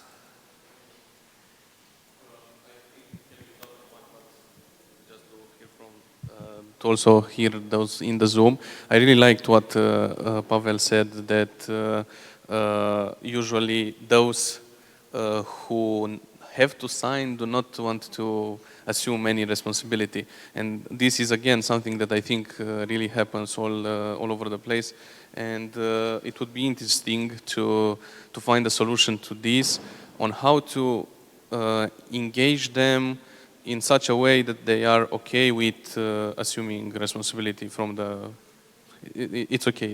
It's okay if they hear me. They don't have to see me. So this was a very interesting remark, and I need we also have to reflect on this because it's something that we face quite a lot. Thank you, Livio. Yeah, that's always the problem. If you don't see the benefit on signing something, you don't you don't like to sign then. Yes, some more remarks. Yes, I know we had also some problems with signing the documents of letters of commitment, like, oh, right, I need to commit to something. But we solved it like this, we called it officially letter of commitment, but in other words, it was letter of intent. You know, it's much easier. We use this terminology, letter of intent. You know, maybe this is a solution for other project proposals, you know, and not to write. I know that because the European Union would like that people are committed to some activities, right? So, but I think that we can be creative and can say, okay, we will officially say letter of commitment, but in reality it will be, we need maybe to justify that it is a letter of intent. It will be much easier, but we are learning from the processes, so this is one of the solutions. Thanks. Thank you, Barbara, for that. Well, another thing of Interreg is that it should bring people together. And that's the moment for me to say thank you to all the partners we met in the project. It was a pleasure to work with you. And yeah, even the three I said, Evgeny, when we had been at Toplo-Zentrale and saw the fire in his eyes and having ideas on what's going on, having this personal contact with Esther in Shavash when there had been a plum festival. So we didn't even know about that you can have plum beers, but it was possible and you could even drink it. So it was really interesting, and yeah, and then work together with guys who don't only have piano socks, but also can play piano, and you suddenly were surprised to hear Smetana and Moldau in a project meeting that was really incredible, and I could tell more and more stories about that, and I'm really, yeah, it's a very emotional moment for me, so thanks a lot to all of you, and let's continue.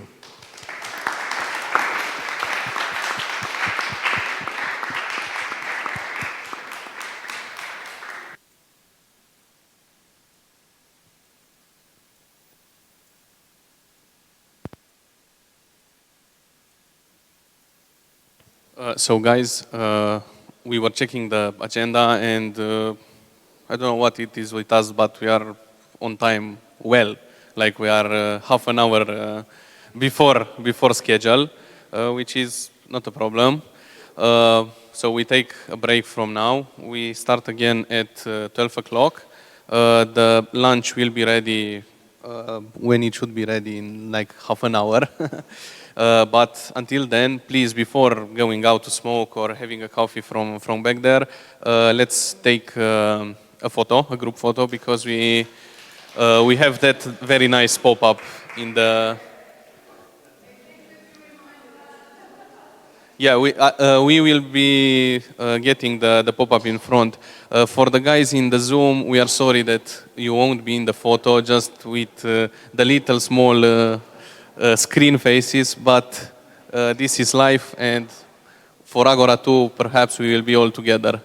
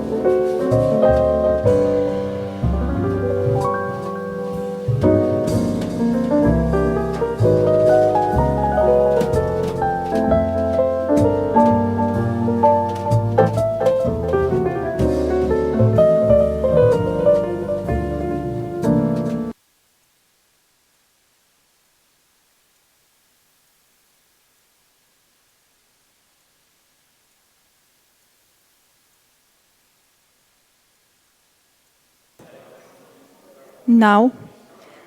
So please come in front. You are invited for the official group photo. Hmm?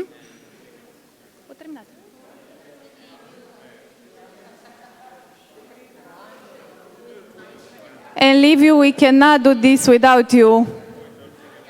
I turn off your phone.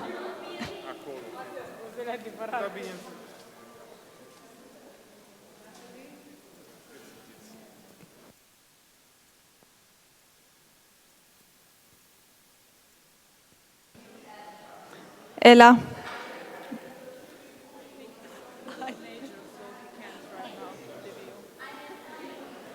Dar poți să stea și cu telefonul la ureche, nicio problemă.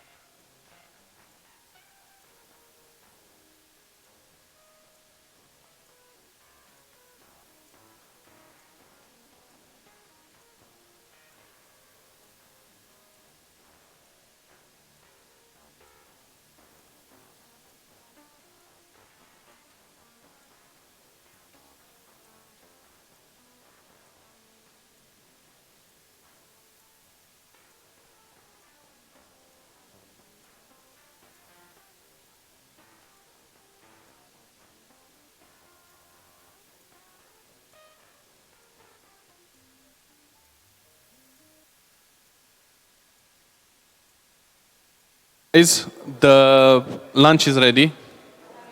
You can go and eat. And we have lunch break until 2 p.m. sharp.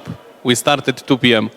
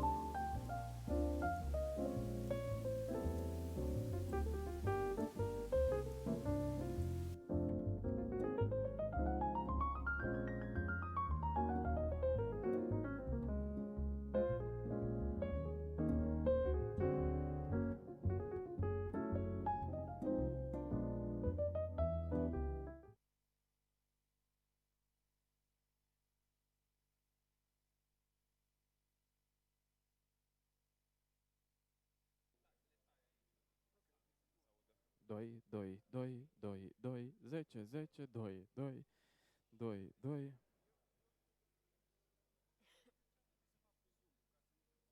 2, 2.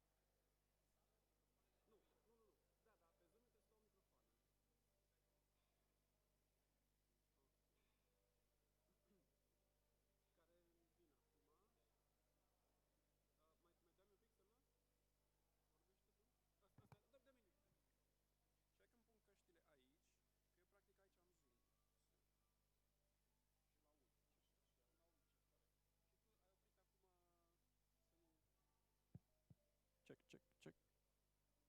Bun, check, check. Pot, o să dau unmute la Zoom, ok? Oprește ăla. Poți să și ieși de pe el. Sau... Cât mai avem? Are rost să încercăm asta? Să-ți pun asta așa. Să dau logout? Da, exact, da, sau da, ok, ok.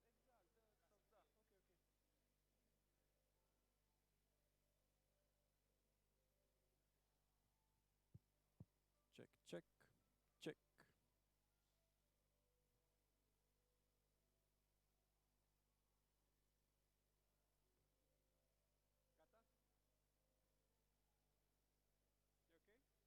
Gata? E ok? Încercăm? 2, 10. Test, test.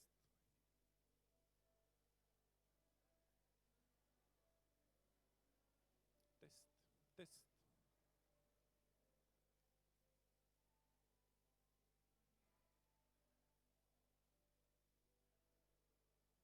Test, test, test.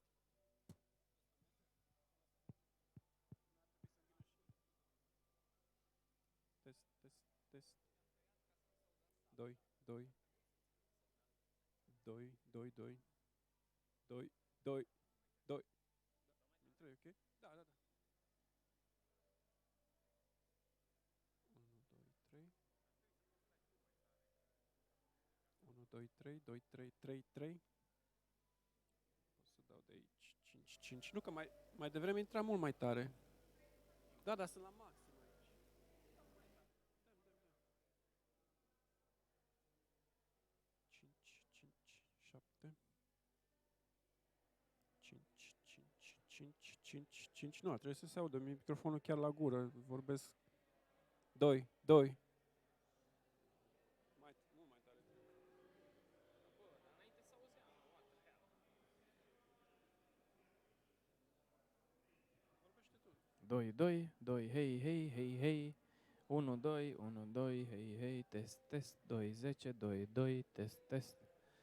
10, 10, 10, 10, 10, 10, 2, 2, hei, hei, hei, hei, hei, hei, hei, hei. 20, 20, Minus 20? Ce? Cum, mă? Nu se poate, mă. 2, da. 2, 2, hei, hei, hei, hei. Îți dau mai tare. 2, 2, să nu se audă cu... Uite-te cum le-am dat. În viața mea ne-am dat așa volum.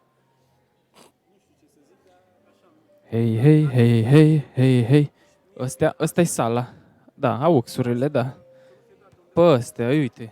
Blană, uite, înainte așa, îți dădeam și ăsta la jumătate, ăstea. Hei, hei, hei, hei, hei, hei, hei, hei, hei, hei. Hei, hei, stai un pic. Line, da. Hei, hei, hei. No, dacă e ok, să nu se aude în zoom rău. Acum testez. Bun. Zoom.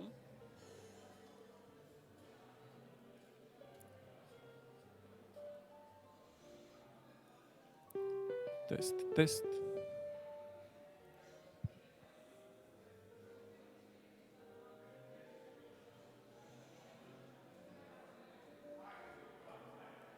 Test, test.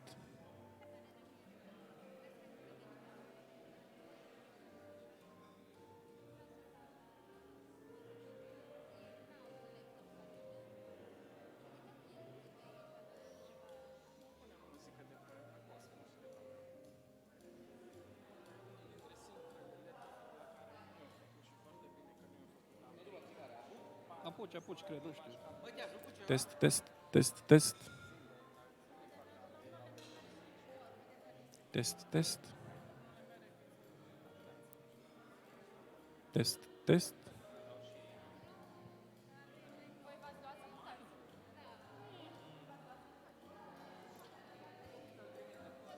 Acum am intră astea în zoom.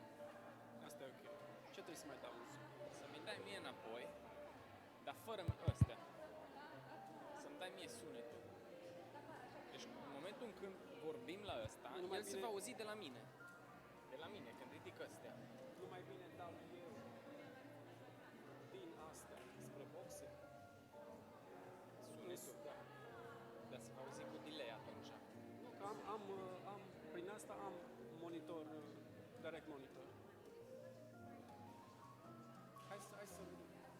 Deci mie, uite-te, eu de exemplu, ridic ăsta. 2, 2, 2, 2. Hei, hei, hei. Hei, hei. Ba da, e cu delay. Dacă aș putea să fac aici. Că aici îți intră fără delay. Și poți să monitorizezi fără delay. Deci poți să-ți dau aia să-ți vină ție în mixer și doar aia să se aude. Da, dar mie nu-mi trebuie microfoanele, asta zic. Știu, dar dacă tu le pui să se aud. Știi? Așa dacă ți le îți dau eu doar zoom. Tu îmi dai microfoanele, eu le însumez cu zoom-ul și îți dau ție toată suma. Și atunci tu nu mă dai doar microfoanele, dai numai suma de la mine. Hai să... Păi nu, că eu nu-ți dau zoom, eu îți dau sumă. Zoom plus microfon. Microfonul auzi în real time și zoom-ul auzi într-adevăr cu delay, dar... Hai să-ți... Da, ai jack-uri mari, jack mare ai sau XLR, sau nu, XLR n-am, jack mare poți să-ți dai.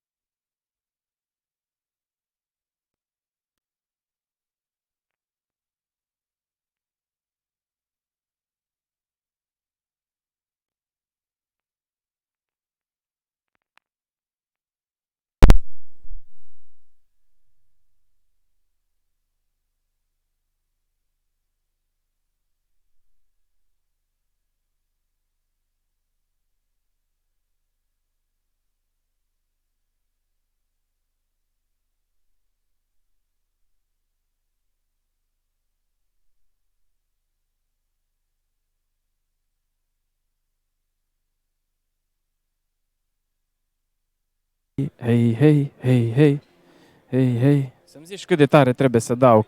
E bine? Ciudat, mă, dar dincolo ți-am dat blană și este... În fine.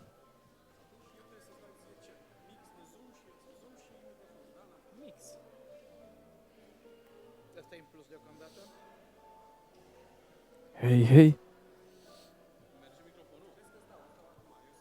Deci stai un pic pe ăsta. Da. Stai că vreau să tai muzica. Hei, hei, hei, hei. Vine? Să-mi zici numai când vine. Hei, hei, hei, hei, hei, hei, hei, hei. Hei, hei, hei, hei, hei, hei. Nu vine nimic. Hei, hei. N-ar trebui să prind aici, la output, uite. Aici.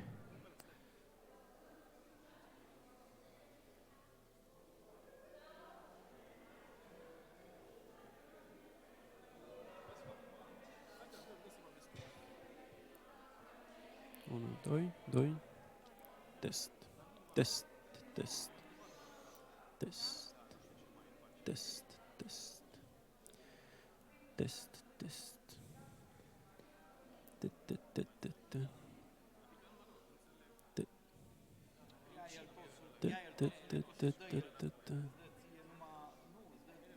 Îi fac eu sumă, practic, și zoom-ul și ăsta, ca să nu se mai amestece cu delay. Dacă găsesc un...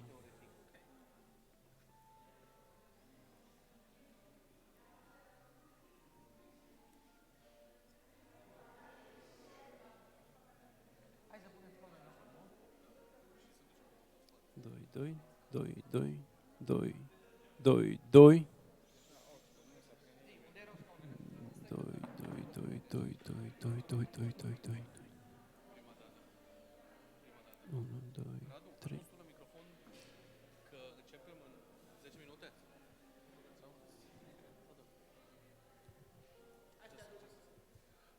So, guys, we will start a little bit earlier.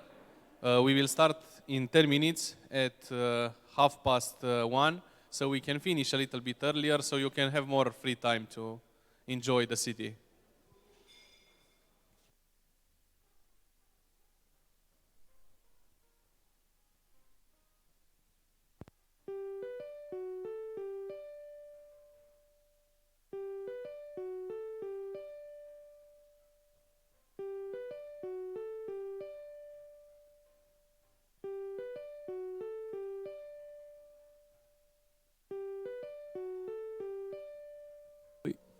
Doi, doi, doi. Da, stai că merge pe 3-4, nu pe 1-2. Dar poți să le pui pur și simplu în 3-4, dacă vrei. Nu, stai că acum, vezi, acum tu ești pe 1-2, dar asta merg pe 3-4 și trebuie să ți-l dau eu pe 1, 2, 3, 4. Check, check, check, check, check, check. Check. Check. Check.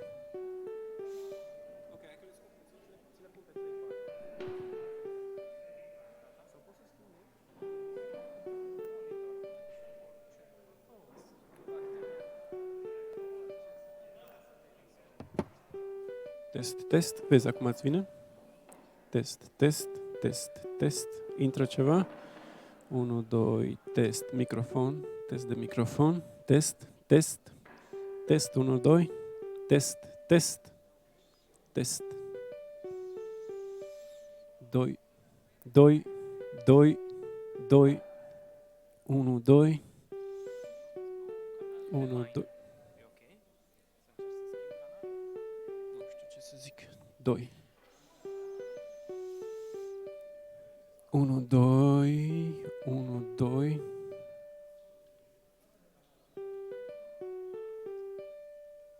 1, 2, 3, 4, 5, 6, 7. Și acum să-mi zici dacă îți vine și zoom-ul. Și...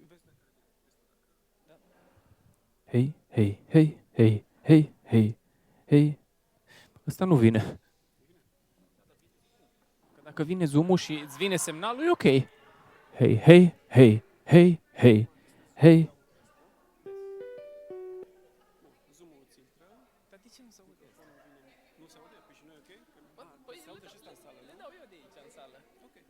Doi, doi, hey, hey, hey, hey. N-am înțeles nimic. Dar merge, nu? Dar de ce nu vine microfonul ăsta pe astea tale și vine numai zoom-ul și ăsta nu vine? Microfonul ăsta. Hey, hey. Doi, doi. Intră în zoom, înseamnă că e ok. Bă, dar nu se poate așa ceva, nu-i logic, mă. Ceva nu e ok. Hey. Deci în zoom intră. Oamenii o să ne audă. Da, eu aud, Hey, hey. Doi, doi, dau mai tare. Doi, doi.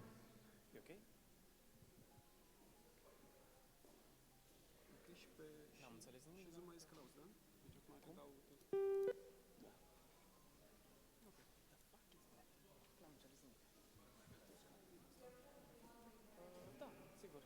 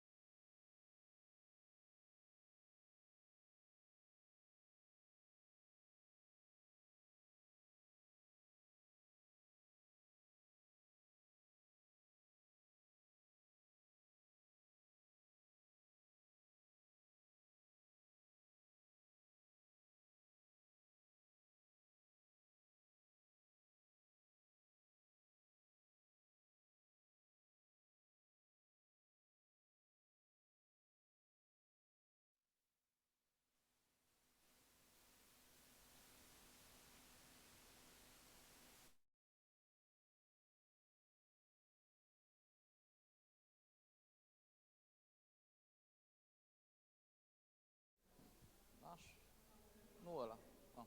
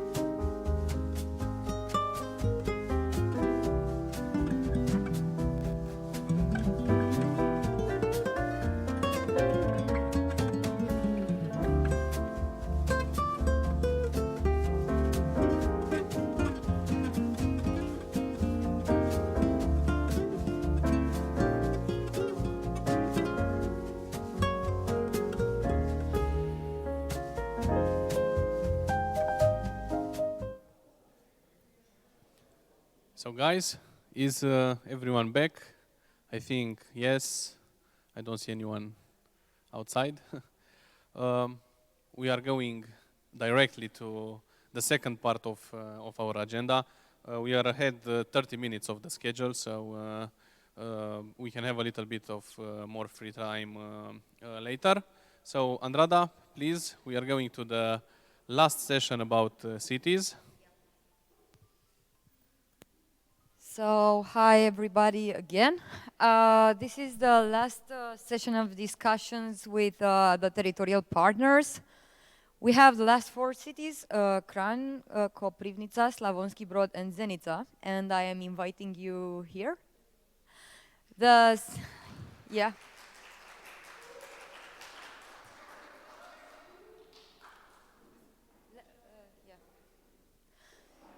So the session is going to begin with a presentation from each city, and after that we are going to ask some questions regarding the process of co-creation of the urban regeneration agendas.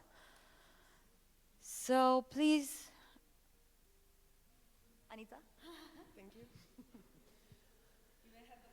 Yes, I'm glad I'm first, so I can breathe again. Okay. So hello everyone once again. I see some new faces, so maybe I should first introduce myself. So my name is Anita. I'm a member of Slavonski Brod AGORA team and a project manager in the development agency of Slavonski Brod. Slavonski Brod is a city located in eastern Croatia, has approximately 60,000 inhabitants, and earlier it was a very industrial city. So the metal industry employed approximately 30,000 locals, and today we are more oriented to technology, innovation, services, and so on. And this AGORA project will help us very much in this transition. Also, I'm very glad to participate in this round table.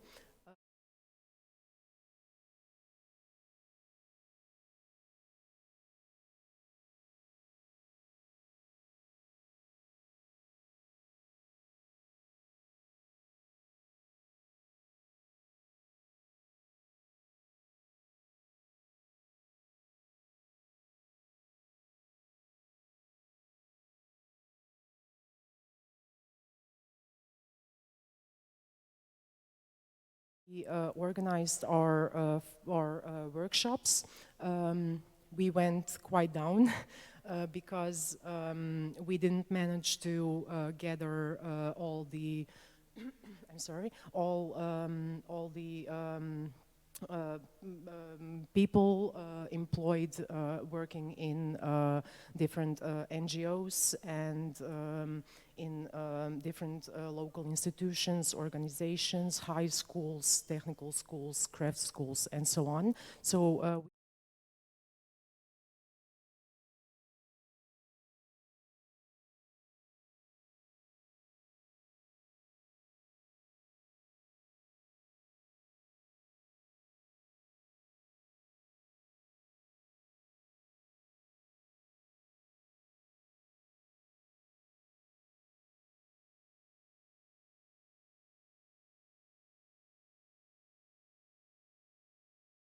surveys, questionnaires, we did not manage to get more than like 30 responses, and that is not really an decision-making sample, but we took the risk, and that was actually the best decision that we could make. So we got 265 responses from the citizens. And due to the fact that our urban regeneration agenda was mostly created with the citizens, makes it even more valuable, interesting, relevant, and so on. And at the end, we still had to get some expert opinions. So we decided to organize one-on-one meetings with experts that did not participate in the workshops. And the interesting thing is that they all were very ready to participate on one-on-one meetings. So actually, through this one-on-one meetings, we verified the pilot project. We asked them about is there a need for such a pilot project in Slavonski Brod? Who will be the future users? Also, we asked them about the location and maybe the most important thing about the management structure of the pilot project. So this approach with the citizens, we are going to use it in the future for sure, because we still have 15 more buildings to go with within the fortress, plus some waterfronts, plus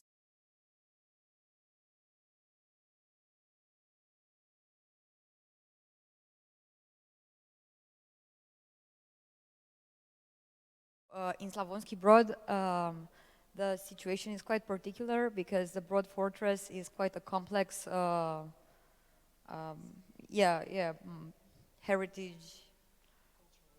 cultural heritage complex. So they are going to divide this complex into smaller agora areas, if you want to call them so, and they are going to redevelop the whole fortress in phases. Yeah, so we're going to move next to the city of Koprivnica, which is the other city from Croatia.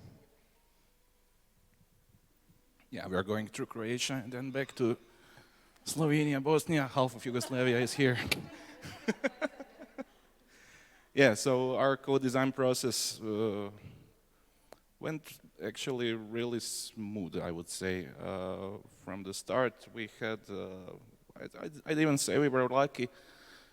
We had a wonderful external expert and architect, Maja Kireta, who helped us enormously. I'm actually really sad she couldn't come to any of our meetings in person. She was invited to come now, but she just couldn't do it. She's such a busy person. So basically everything I'm saying is us helping her.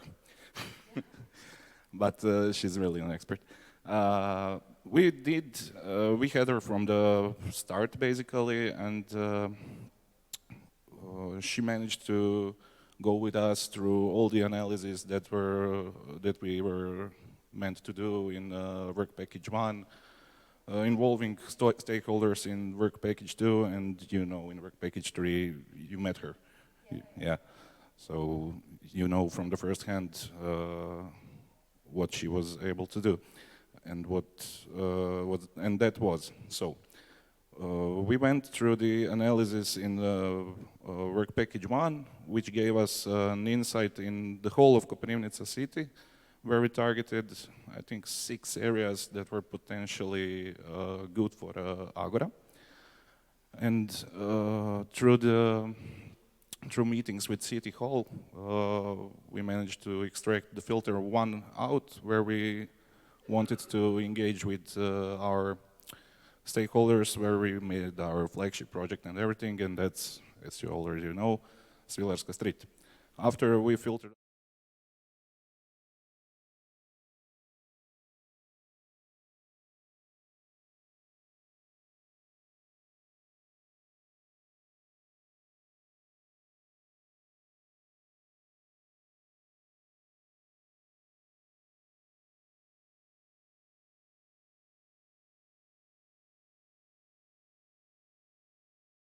that the problem is there's not many cultural spots in Koprivnica where artists can come and express themselves, and that's what we did in our flagship project. I mean, everything went smooth from the start, and this is actually the easiest, let's say, project I had an experience with, because everything was guided perfectly from scientific partners, and we had a lot of support from our stakeholders and City Hall. And when you get those combined, you get that. That's more or less. Thank you, Filip. In Koprivnica, the focus is on the thematic cluster of public spaces, and they are regenerating Svilarska Street, which is a street close to the city center. We are going to move on to another thematic cluster, which is that of unused or underused buildings in Zenica. So, Amra, yeah, okay. Yeah, we can talk probably simultaneously, which not work. Good afternoon, everyone, once again. So I will just give a brief overview overall experience, and then later on when Andrada will raise some questions when we can discuss things in greater detail. But overall, Agora experience has been very valuable for us individually, professionally, but also in terms of organization. I think we grew through the process. At the beginning, we really took it slowly because, okay, yes, we decided in the beginning of the project, thematic cluster, so what will be our focus? But we were really careful in determining what will be the pilot and project, and also we were really very selective in the process of recruiting stakeholders, because it really came down to recruiting. Sometimes it's very fortunate that you live in a mid-sized city because you know people, you have access to people, and then you can use some of your personal connections to get to people to participate and contribute. So, so basically with Agora, we supplemented everything that we have been doing over the course of past several years with the new administration and new mayor, and it really worked out for us. I think it's really important from the project and from this experience, like I said, is that it's always an issue of the mayors and administrations is how you're going to finance something. And everybody just thinks of the finances, how I'm going to finance this, how much it's going to cost, who's going to provide financing. But we don't spend so much time thinking what's going to happen with the building, with the area, when we actually develop it.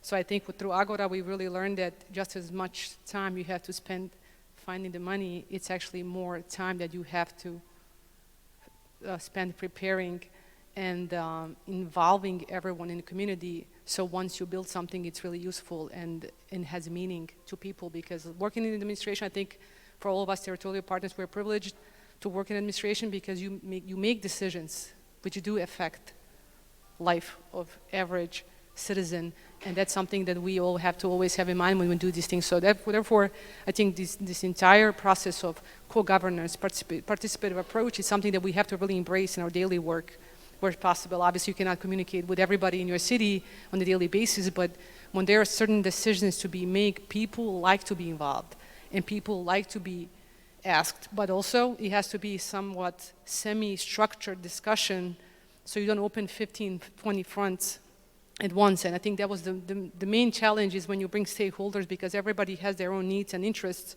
Even for the certain pilot projects, you really have to steer communication in a way that you come to conclusion that's productive, and then also it's very suitable for everyone. So I think, not to take this much more time, that Agora really has helped us as an organization, because we also involved other departments and people participated in workshops, and we addressed things that we don't usually have time to address, because when you bring people to workshop, it's usually the most of work is done on during the lunches and these coffee times, and then you get to know what they do in their daily work and how we can supplement each other. And I think through Agora, the key and gain for us is that we really build local partnerships, which will later on open up new projects, just probably with some of you will be probably partners on others. So we think we learn from each other, from the partners, and I think scientific partners, thanks to them, obviously, that everybody had their role in terms of Barbara having the hard part of analyzing everything, putting all these theory in one paper, and then also Torsten helping us out to really scout and recruit right stakeholders, and of course Andrada guiding us through this process of how you're going to pick areas and what's the selection process, how to get that done. And of course at the end I want to thank Mirza, who has been the true teammate, even though he has been associate partner, but we really, together with our colleagues that are online now, greetings to them as well, we really sort of as a team carried out this entire process, and it has been really useful and really good journey for us. So when we get to the questions, I can give some more information, but I think I talked too much already, so thank you. Thank you very much, Amra. So we are going to return to the thematic cluster of public spaces with the city of Kran. And their pilot project is the Rulovka neighborhood. And I invite Anna and Susanna to present us with the general overview. Thank you very much. Yes, as Andrada already introduced us, we chose the topic unused and underused public spaces. In Kran, there are several neighborhoods that were built in 60s, 70s, and ever since it hasn't been done much in the sense of renewal, and they have very similar problems that appear. So first we analyzed 4 neighborhoods, and they have similar problems like lack of parking places or parking in the wrong places, and then people using public spaces for their private use and and other things. And we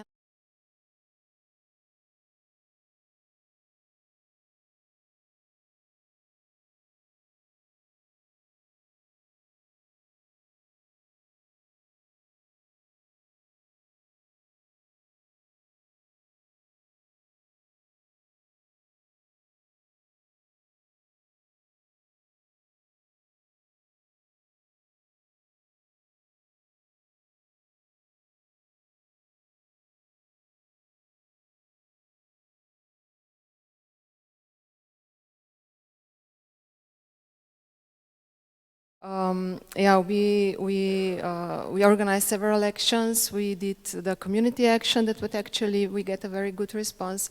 We had workshops, so we got also the very good quality input from the residents. And the challenges that we faced was that we need how to address actually all generations, how to attract all generations. And also there was our main challenge was also how to activate people that they would take the active role in the whole process. And actually it turned out that in a way we were successful. We also managed to include this project in municipality participative budget. Thank you. Because actually it turned out that for residents the most important is that they see some intervention in the space, that there would be as well some financial input. So they have to vote then for the projects, and it turned out that unfortunately they did not, this project was not elected. So this time it will not be financed, but there it can still be involved like the next time that we have participative budget. A good thing that we used, or that we for the first time used, was when I said how to reach people, was how to use the representatives of the street. That was like a link between the municipality and the inhabitants. So people from the neighborhood who know the problems, who know the people, but they got information from us. What are we doing? What our aims are, and then they would kind of promote in a way that people would hear it from someone of them, and would take it like more. It's like their project. Yeah. That was actually we learned a lot of things. I think we have to say thank you as well for to everybody who was in this project, as to all the partners, and yeah, thank you. We will use that in our future projects.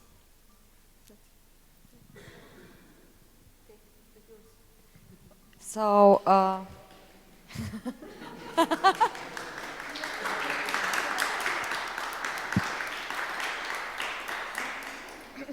Okay, so this is the last part of the session.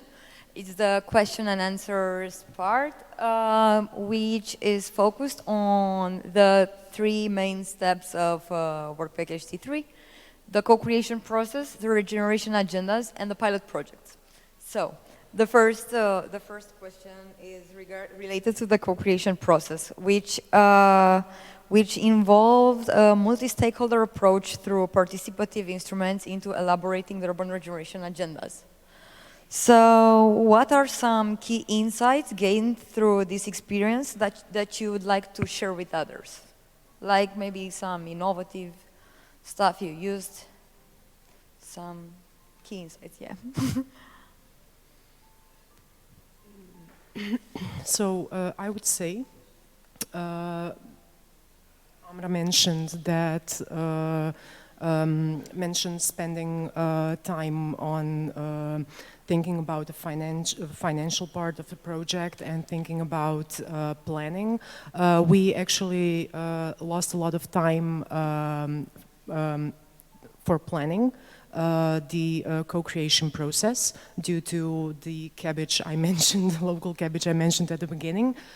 So maybe if you have some doubts and facing some local differences, the best solution that worked for us is to go with the citizens, because like no one will say that the citizens are not right? So you don't understand me? Okay. So that's something I wanted to share. So if you have doubts and problems by implementing, then citizens would be the best solution. Okay. Well, to say we did something innovative would be, I think, too much to say for this audience particularly, because basically everybody of us went through more or less the same process.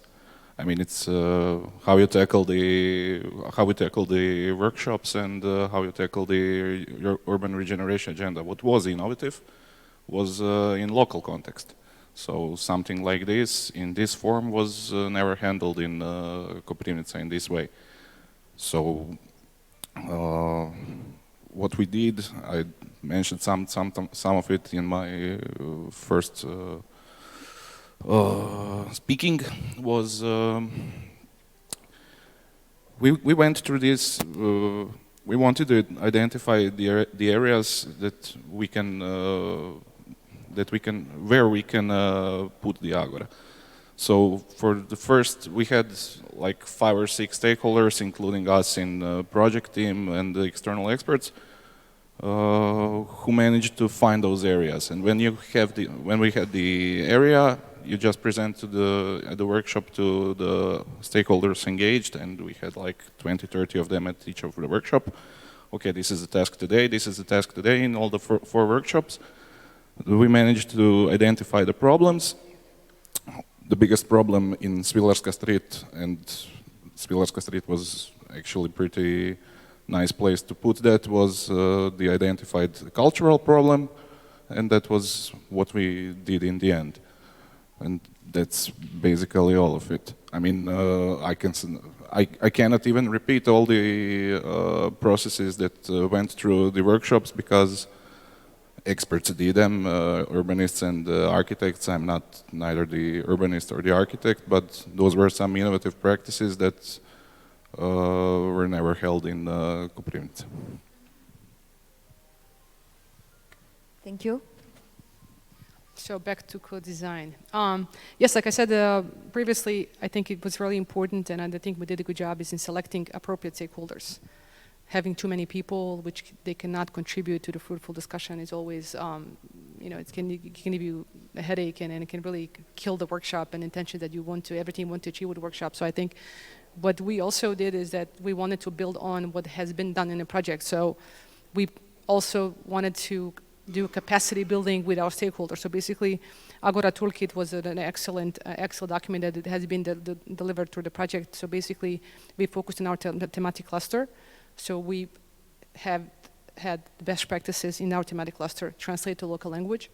And also we had list of innovative policies. And also during the workshop, we presented the best practices.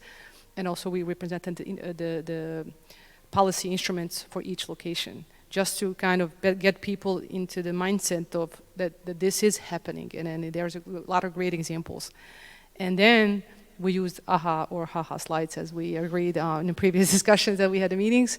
So basically what Mirza prepared that, and then we said, okay, these are the locations that, to match the practices with the best practice, just to make sure that people were actually listening what was going on in the workshop. And then we did a survey. So we provided a list of potential buildings within our thematic cluster and have people vote.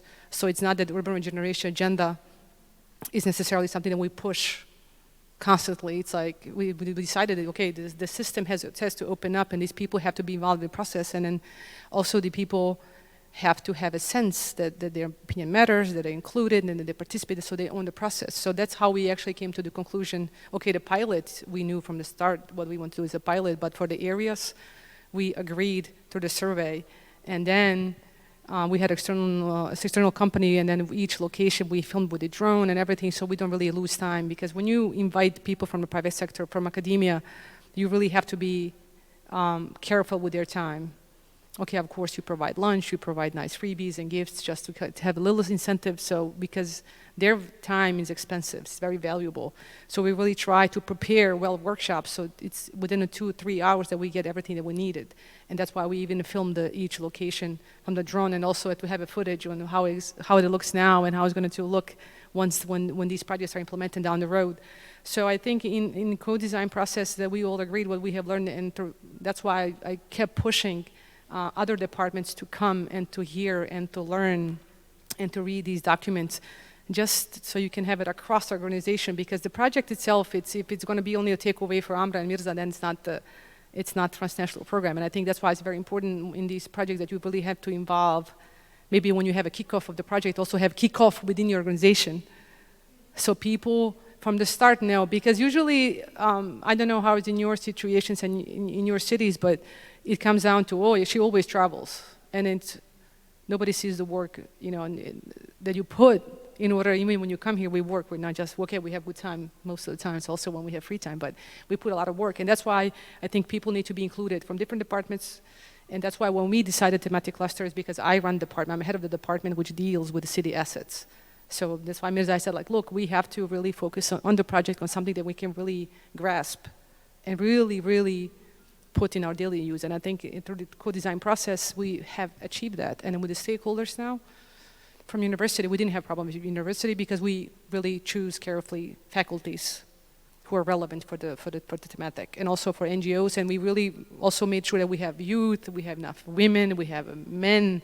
We also pay attention to gender, so we really have kind of all. So it's not, and we actually brought some representatives from NGOs, which are really difficult to work with on other projects in terms of like the relations between the cities and the NGOs, because you have NGOs that always criticize. But then when you include them, it's the tension that was present in the first workshop through the process, then it's like, no tension. It's like, oh yes, invite us again. You know, what's going to happen with them? When we developed the urbanization agenda, we printed out. So we printed out in English, obviously in English language, and then in the local language. And we made sure when we signed MOUs that whoever was in process, we hand deliver them the agenda, because they were part of it, and also they will be the ones that will ask us later on, what are you going to do with this document? Because you know how it works in projects. A lot of documents, just you have a document, you put it in a drawer, and that's it. So overall, co-design has been good. We started slowly, as you know, as a city on the project in terms of implementing these workshops. But when we figured out really what needs to be in-house, what needs to be done, and then we really sat down and think entire process through what we want to get from it. Because what we want to get from it as individuals who work on a project, what our organization needs to learn, and that's the concept around which we really developed the workshops, and in recruitment of the stakeholders really happened. Like Barbara said, it's like a letter, memorandum of intent or memorandum of cooperation, is that we actually phoned people, be like, look, let's meet for coffee, how's your tomorrow? Look, we were doing this project. And then this Friday, we also had another flagship initiative, and then when you have a professor saying, yes, but this is supported through AGORA project, and AGORA project means this and this and this, and you sit there like, wow.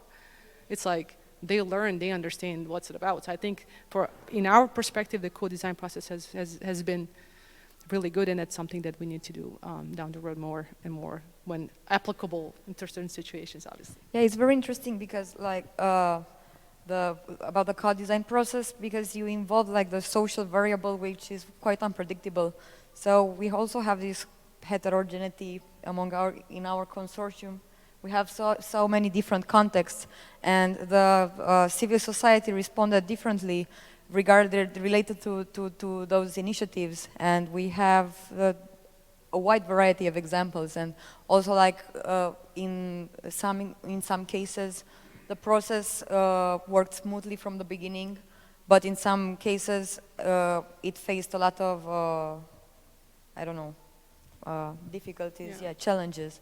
So mediating this relationship with different kinds of stakeholders and trying to involve them. I know we discussed in Torsten's session as well, but it really is a challenging process. And yeah, I want to congratulate everybody on working to finish this part. Yeah, I think it's also you have to communicate with people. Yeah. It's like you have to tell them what's in for them, because that's how it works. It's all about interest, and it's not necessarily always financial interest. But if you tell them, look, this is what we're doing. This is in the future, 5 years from now. This is where we see you as a stakeholder. Making people understand. I saw that a thing I observed is that if a person doesn't react to something that you are trying to communicate, it is because maybe that person doesn't understand like what is the gain in the long run. Why do you need to do that? Why is this important part of the process? Yeah. My turn? Yes. Okay.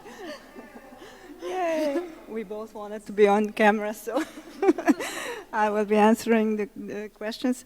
So about co-creation process, as you know, we worked on 4 different neighborhoods in Kran, and since we're talking about large number of residents, we decided to invite not the residents, but we went one layer higher, and we invited the representatives of the local communities, that is the presidents of the local communities, that are kind of the smallest political and administrative unit in the municipality. So of course, they are in constant contact with the residents. They know the place. They live in the neighborhood. They know the issues, the problems, and also they can contribute with solution that would be valuable for the place. So we invited them to have interviews with us, and we asked them to fill in the questionnaires, of course, asking them about, like I said, problems, issues that they detect in their neighborhood, and also what kind of solutions they think would work in the space. And after that, we with these obtained results, that was the content we worked further with our Agora community. It was we presented the results to Agora community, talked about it, and kind of analyzed it in order to get the main I don't know, the main vision to how to renovate the neighborhoods, and the main vision also for, of course, for the urban regeneration agenda. And like Anna said, in our pilot project, we started with some meetings in the municipality, where we invited several representatives of different offices of the city administration, and also we invited people from the Druloka, and of course president of the local community Druloka, and with the help of our that is the head of the local communities and council, and with the help of the president of the community, we kind of selected or determined the persons that would represent the street representatives. So this intermediate level, because the neighborhoods don't have any official representatives, and we had to find a way to I don't know, not to talk with thousands of people, but of course talk with few people. And they were street representatives. I think there were around 10 or 12. And we started to talk in them, and that was basically our co-creation process with the space of the neighborhoods.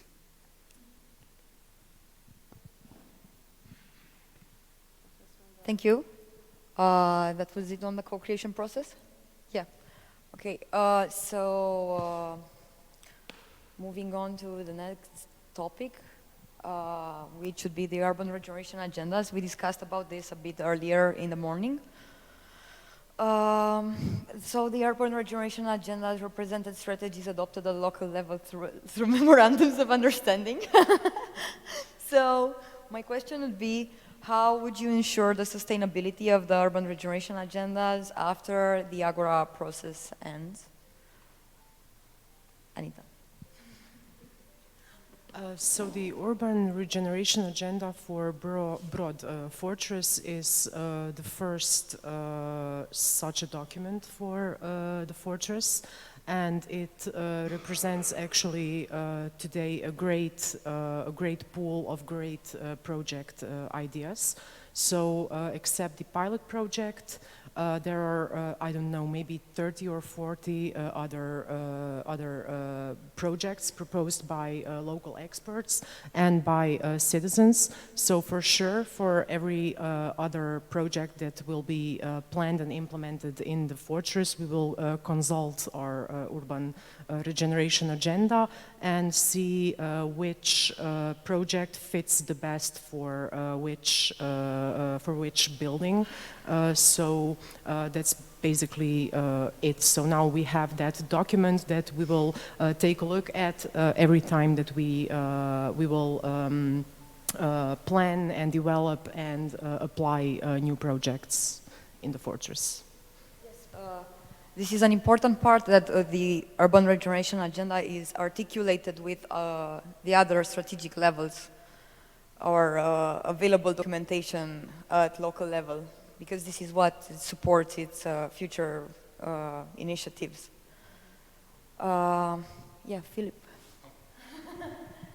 So the sustainability of the agendas, I think, at least that's how we look at it. The main tool for sustainability of the agenda is the AGORA community developed. Because AGORA community is now an entity, let's call it, although it's not official. What?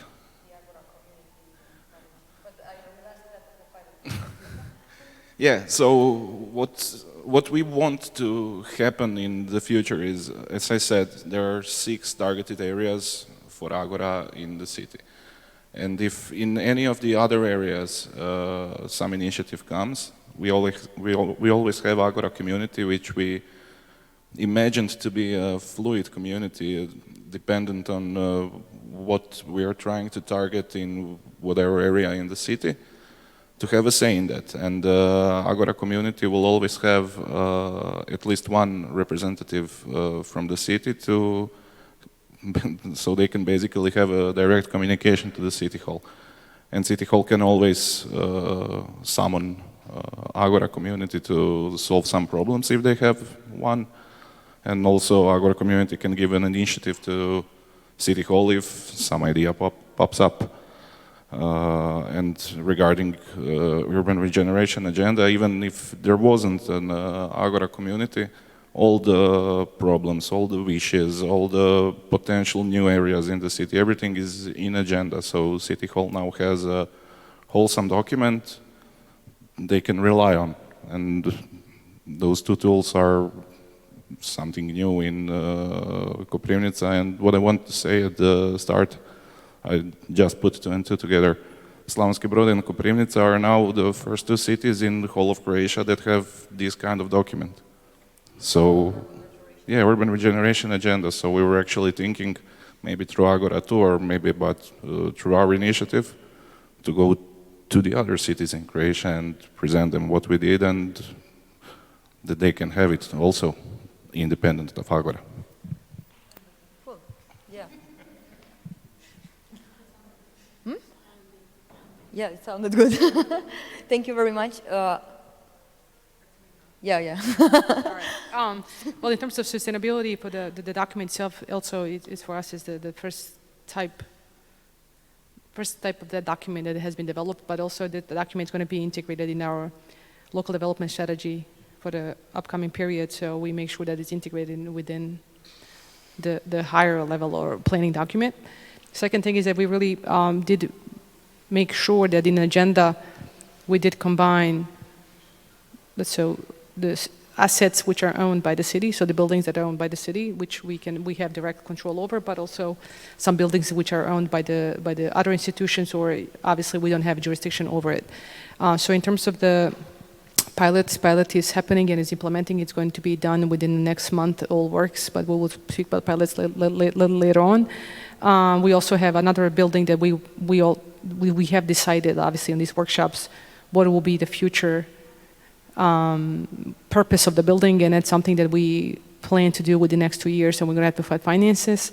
And for the other 2 buildings which are not owned by the city, we have agreed, because on these workshops we made sure that we have people who actually are involved in the decision-making process on the city level, and also we had planners and the colleagues that work on the detailed regulation plans. So we want to make sure that through the urban regeneration agenda, we have a content and how we want to see these complexes integrate later on. So it's not that down the road somebody comes and sells, and then this paper mill, which it's like a cultural national monument, becomes a disco club or something that it's not suitable. So I think with URA, what we did a good job is that we did define certain locations, certain buildings, and what we want to be inside of these buildings when we change their content. And obviously, the fact that are we going to include it in strategy? we break it down to really how much money it costs and we broke down the steps. So potentially, if we get candidate status, and I hope we will as a country this year, more funds will be accessible, and then we can join forces with other stakeholders, and even these buildings that are not owned by city. Potentially, we can help have them, in for different use, which we define in AGORA. So it's a live document, and then a lot of things that we put in is that we try really to integrate in daily work of the civil servants. So people are really aware, and then what we have learned through the process, obviously, like I said, I'm running the department, that certain things that we can improve current work, I think, which was the aim of the AGORA, how we really manage assets that we have. And certainly, we just had a project, so the former cinema that has been owned, it was up, it's like abundant. Now we have different activities, we split it out, and we have fitness center, we have a bakery, we have a lot of things within that complex. It's been put in use after so many years. So AGORA is happening already. So it really kind of showed us the direction which we have to go, and then URA will help us definitely down the road. Okay, thank you.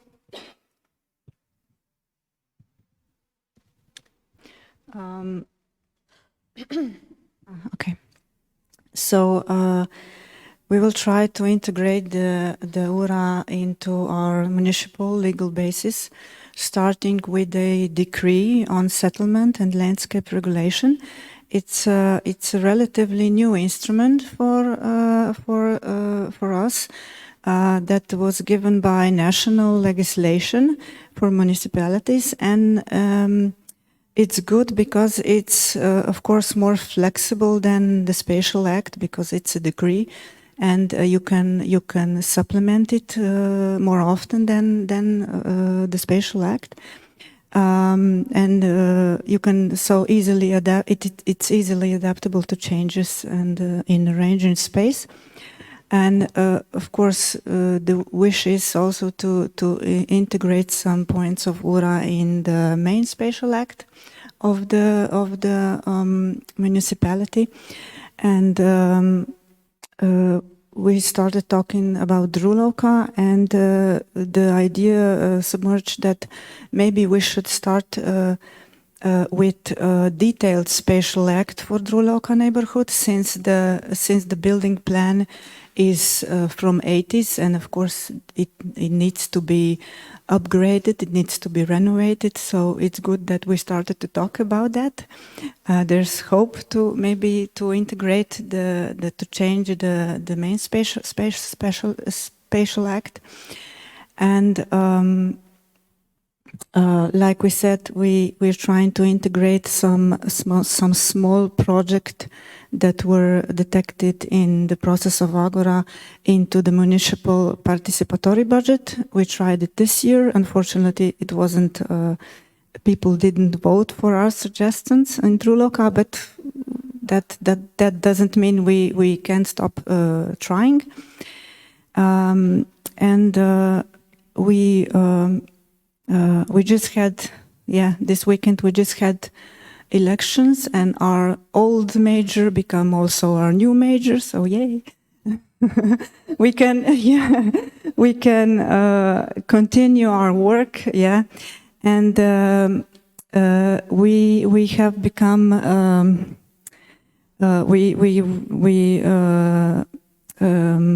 we have become a climate neutral and smart cities by 2030 mission. We have this is a European Commission project that we and the two other cities from Slovenia that were selected. So and our major, the old and the new one, is really devoted to that mission, and hopefully we can.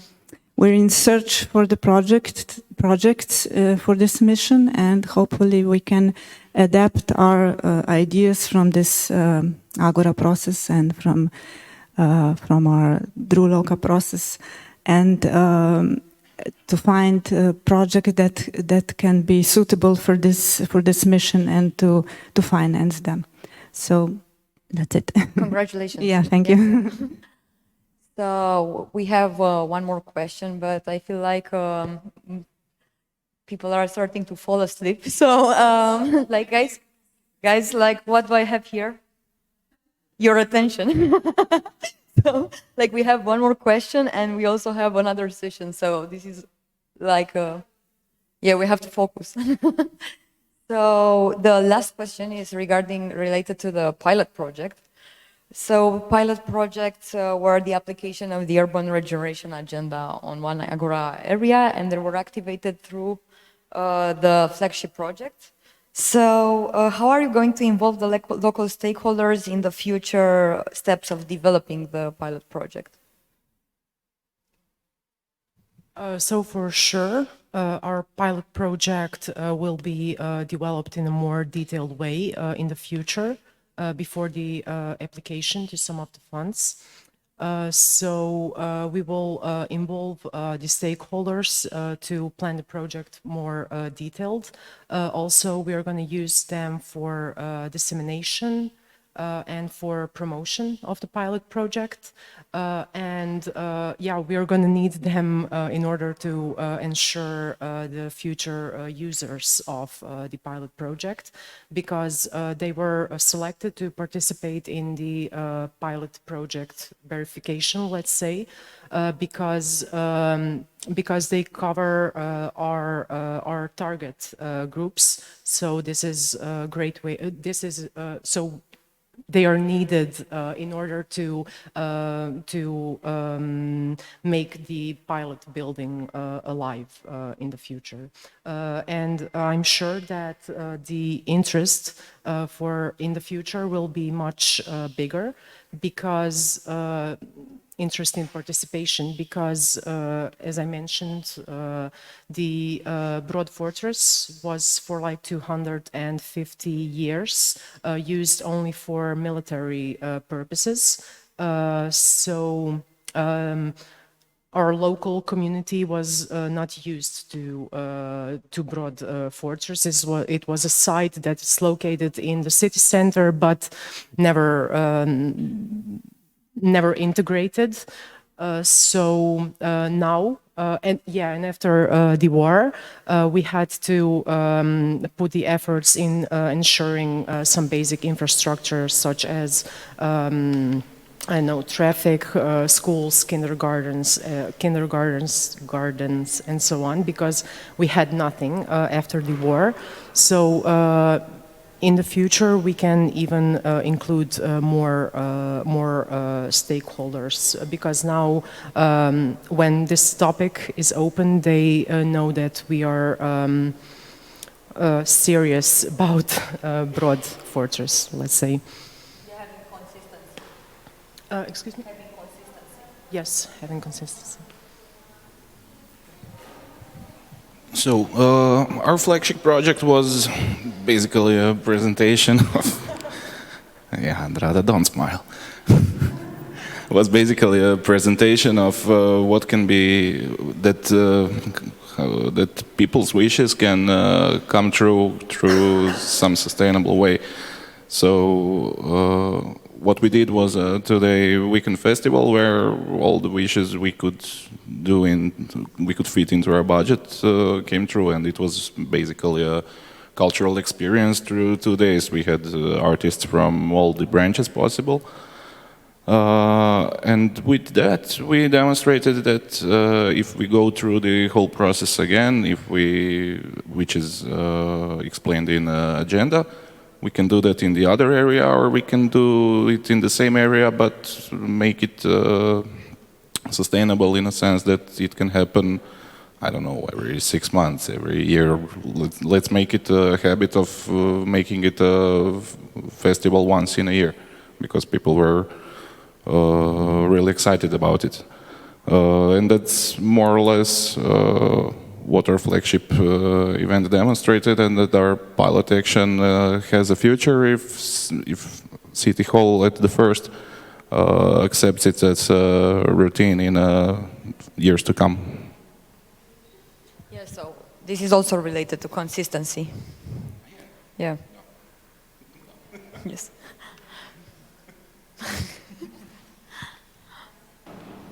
Yeah, so basically our pilot project, it's a building that has been empty for about 40 years. It's to be a technical control for the former steel plant, which pretty much developed a lot of former Yugoslavia, which we were part a long time ago.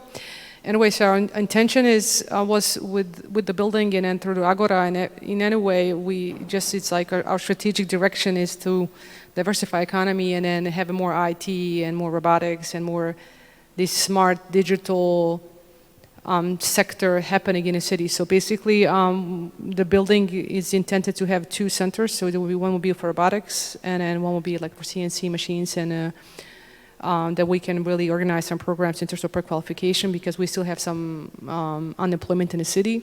So basically, through the pilot project or through the building, we want to obviously diversify economy, so to speak, because we have a lot of people actually who work in the IT sector. These are the freelancers, but it's really hard to map them.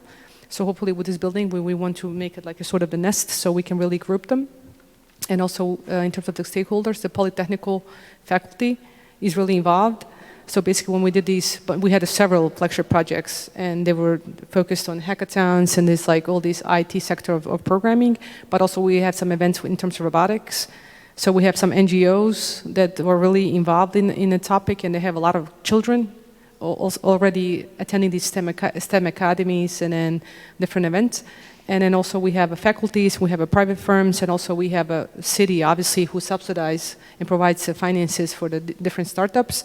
So our intention and what we have agreed also through Agora is that this building should be like a home for the startup companies and also the home for the freelancers. So, for example, the people that work, now the legislation is really not adaptive in terms of that they can register and they can sit at home, so they don't have their PO boxes. So hopefully we can overcome that issue. So basically, you know, we can at least provide them address, and then we will know where they are, and we can organize these different meetups, and that's what Mirza has been doing. And then this Friday we had also another flagship initiative, and we have another one on December 20th, and we have another one.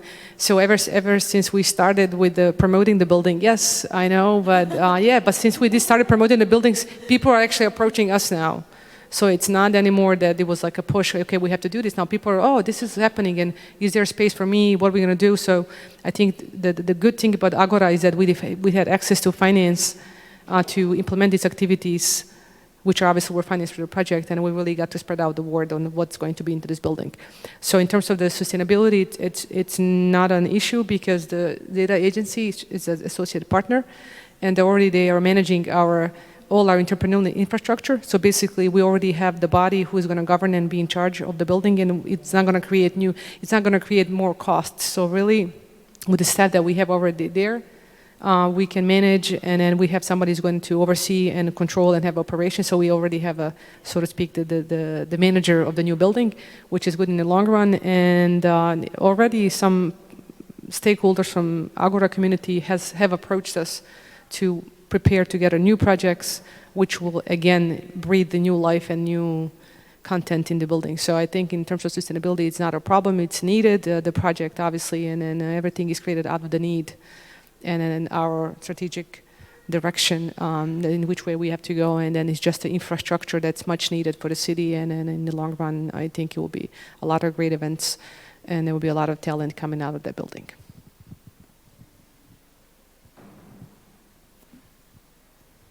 Okay,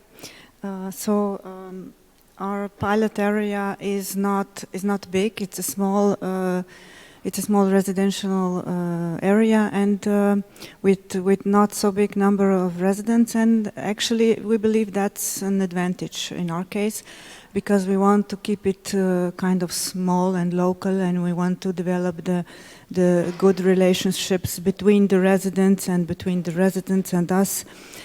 We kind of want to build a micro community within a larger local community.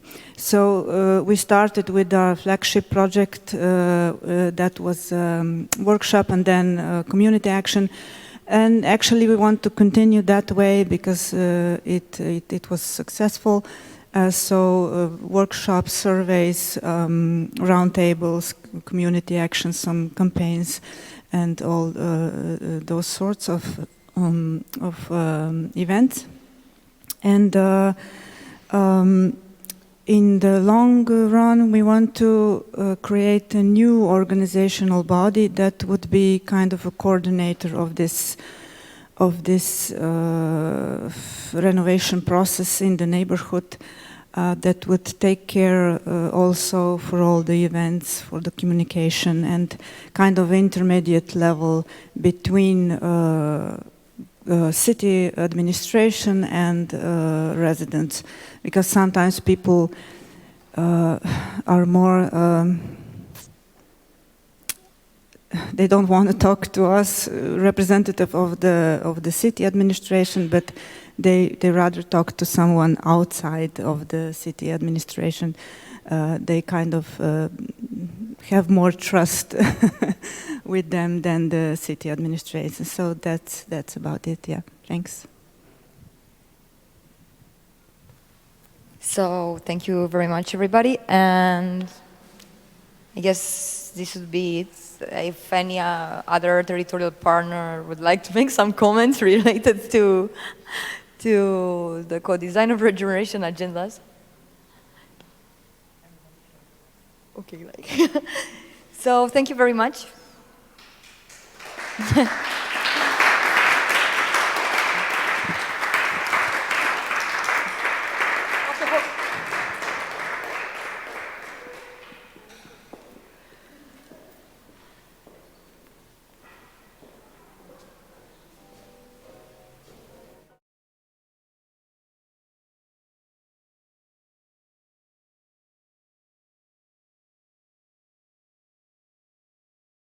Today, and Hannah is here to moderate it for us.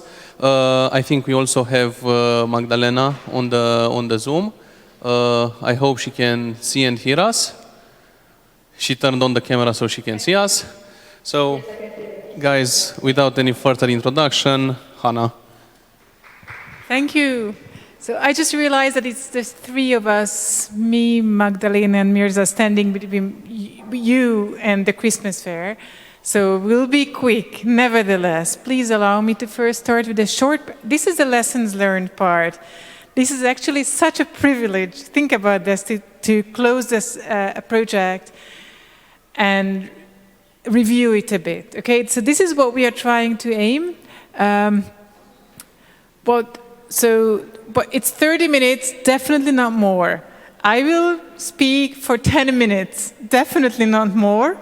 And then I have 3 questions at the end. And Magdalena and Mirza were kind enough to volunteer to answer them, because their outside perspective is super precious for us. And then if you feel like saying something and feel like answering the questions, please do not hold yourselves back, okay? So I will start, but Livy, how do I do this? Just say next slide and I will. Okay, thank you. So next slide, please. Okay, this is very old-fashioned. Thank you. So this is, as you see, it's Miriam and Andrea's name are on it, because they were the ones who have been primarily working on the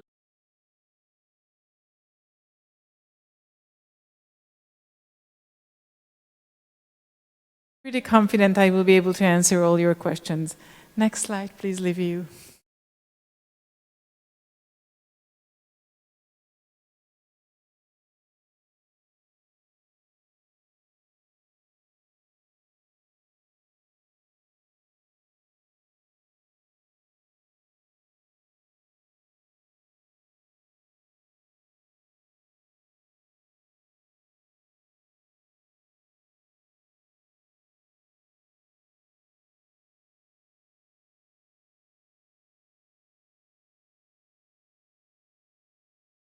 Be able to read it after the end of December, so stay tuned. The next slide, please. So what we did is, we sent out 12 surveys and we did 11 interviews. First of all, please allow me to thank you for being very frank and open with us. It made our work much easier, and I think it was actually necessary for our work to make sense. So I was actually saying that we felt like that if we had pulled cork out of a bottle, and lots of very interesting information was flowing. What we did, you all know that the survey was multiple choice and open-ended questions, and we received answers from 9 territorial partners and 3 scientific ones, and the interviews were just semi-structured. Basically, we differentiated 4 areas: clarity, support, efficiency/efficacy, and communications. So clarity, it's a crucial thing. That's how clear are the aims. That's never easy with a project, believe me. Support means how well people, the different partners, be scientific, territorial, people leader, otherwise, could support each other, could count on each other. Efficiency is basically how well certain project goals and project activities were organized, and communication is communication. So I think that's all. We can go to the next slide, please. So this is, in the next 4 slides, I explain very briefly about clarity. As you see, I think the overwhelming majority of the people who answered felt that the aims of AGORA and the objectives of AGORA were defined relatively well, and the position of their position and their job was relatively well defined. However, I think there are 2 things, and maybe that's, I think, an interesting lesson for the future. I could detect that there are 2. So there was a language barrier, I think, between scientific partners and territorial partners, which is totally natural, and that comes that occurs in every project. Scientific partners have mastered this Euro-English and proposal writing English, and I think territorial partners are, they actually do get the job done on a daily basis in their hometowns, and it was actually difficult to make sense of some of the concepts that were inserted in the proposal. And the second level of translation meant that the sometimes very abstract things had to be adapted locally. So once you had to understand what the proposal was about, in the second tier, you actually had to make sense locally. And I think this is why you do have quite a lot of answers in somewhat, and actually quite a few also in not very. But otherwise, I think it was, as we progressed, it got better and better. Next slide, please. So I think the support received, you can see that people are overwhelmingly satisfied. And I think it's important that it seems that the materials received from the scientific partners were of good quality, typically, and and the instructions were easy to follow. I put the first comment there because I think it's quite interesting, and I think it shows the difficulty of how to plan a project. I mean, for the most of you as territorial partners, it probably would have been much easier to have all the information from the very beginning available. However, it would have meant that the scientific partners should have had another proposal, another project beforehand developing them. So I think it all comes down to the fact that AGORA lasted 2.5 years, and that's not much time to deliver scientific work and to deliver actual work on a territorial basis. So some of the difficulties actually arose from the framework conditions. And I haven't even talked about COVID and difficulties. The next one, please. So about efficiency, about how project team meetings work, I think my impression was based on listening to the interviews and reading the surveys, that it was a learning curve for all of us. I think that that's also natural. This is, again, how projects are done. And the fact that we started with the COVID pandemic did not help this. So it was also very obvious that the first meeting in Cluj really changed the setting for most of you. The next one, please. And I think with regard to this, lot what we received, so people liked visits and peer reviews and capacity building. So maybe for a future project, more networking could be interesting. And I know, again, that COVID cut short networking. But again, let's hope that COVID doesn't come around next time. But maybe it makes sense to keep this in mind. And the other one is somehow, for us, and that was not the case everywhere, the relationship between scientific partners and territorial partners seemed strained every now and then. That also comes back to this language question, I think. So the scientific partners have been really good creating good quality deliverables for the authority, for the Interreg authorities, but territorial partners actually had to do the job locally, and they are two very different activities. Next one, please.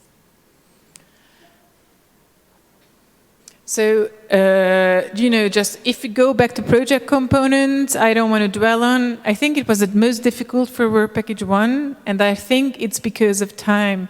Because it was during Work Package 1 that the translation process took place that I was talking about. But seminars and workshops were very well received. And there was some insecurity about these thematic clusters. Who joins what and why. And also there were some suggestions saying that maybe for better efficacy, it would make sense if everyone belonged to one cluster. Again, for future, because that allows for more exchange of ideas. Next one, please. And there are two important, there are lots of gains, and you can see lots of tables then later in the deliverable, but I would like to highlight two things. I think on a personal level, a lot of gains meant, regarding teamwork and management and co-working. But what was really dear to my heart are the institutional gains. So a lot of us, being in the Danube region, not every city had prior experience with participatory and co-development processes. So that came through very, very directly in the surveys and interviews. There's this experimentation left a mark on an institutional level. And I think that's a lesson we can all carry on with each other. That's something, that alone makes Agora worth it, I think, if you could develop like this. Next one, please. Yeah, this is just a quote, because I think I like the quote itself, and I think it spoke to me about sort of a nurturing environment in the project, that people were not afraid to express doubts and questions. Next one, we are very close to the end. I'm not sure.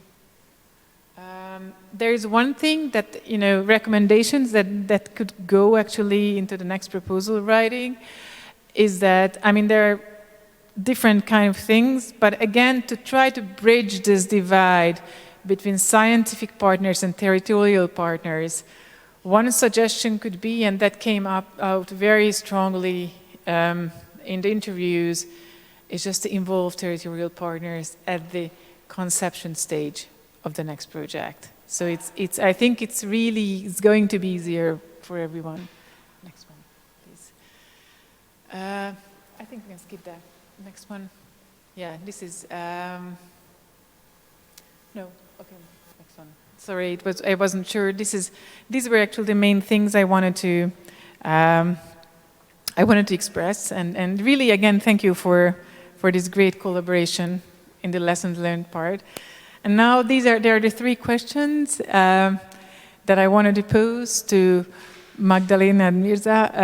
Is your main takeaway from Agora the most positive impact Agora, in your opinion? And I think it's also important to learn from our mistakes. What would you have done differently and why? Maybe, so not to wait each other, maybe come here, okay? So I think it's better. Maybe I would suggest that Magdalena go first. You go first for the first question, then it's you, Mirza. So just alternate between the two of you, okay? Of course. So. Sure, thank you. Can I start? Please. Okay, thank you for inviting me, first of all.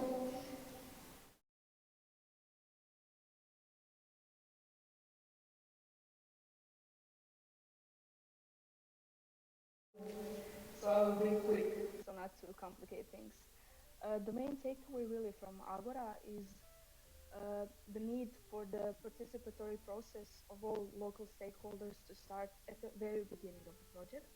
So in Slavonski Brod, we have a specific situation where the regeneration concept is based on a monument of national significance, and it was very important for all involved stakeholders and actors to know this and to kind of spread this awareness throughout the city. So the motto, like the slogan of the regeneration process was "The fortress is yours." So to bring awareness to the people of the city that the fortress is a key part of their everyday life. So that is pretty much the main takeaway, like involving the local community from the very beginning and giving them the room to speak their opinion and their development projects and what they want to see within the fortress or the regeneration object. Thank you. I hope you can hear me. So it's good I speak last, so everyone is sleeping now, and I can say what I want, right? Okay, so our takeaway is very big. I will explain shortly. So we were very good students in the first. So we have been analyzing, we were studying what should we do, and then when we realized we really did try to fit it to our context and then implement it in the best way we could to reach the best effect in local level. So that was the first maybe big takeaway, and the next one is this networking or this opportunity to cooperate with such a good partners and such a different local stakeholders and international stakeholders that were involved in the process. As Amra already explained, we have this building in pilot action building that is being renovated, and actually I'm working in this in office in this part of the building that was operational before. So our job through AGORA was to see how to put it in the best possible function and how to use that space in the best way. And we decided through AGORA project that it should be a place for IT and for digitalization. And what we did is, then we got this Interreg call for public for projects. And I told to my director, okay, so we have to write some projects related to IT and digitalization. So, so we already had this stakeholder involved, and I wrote some concept and published it online through this in LinkedIn group, and suddenly I got 20 organizations that want to be part of the story. And then I got on a call with them in a few occasions, and what happened next is, okay, we should be the lead partner in the project. So, so I was, of course, happy for it and also a bit stressed. It's a lot of work to do. Then I realized that we had this great process in AGORA and we learned so much in AGORA how to bring the community in decision making and how to create good stories locally and also to make this knowledge transfer transnationally.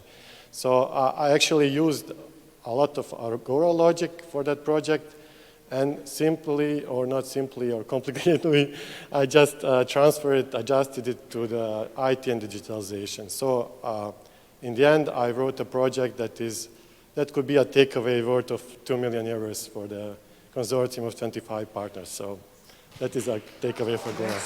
Congrats.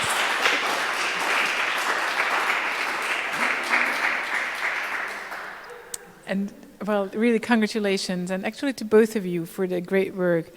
If you were to say, what was the lasting impact of Agora locally, what would you emphasize?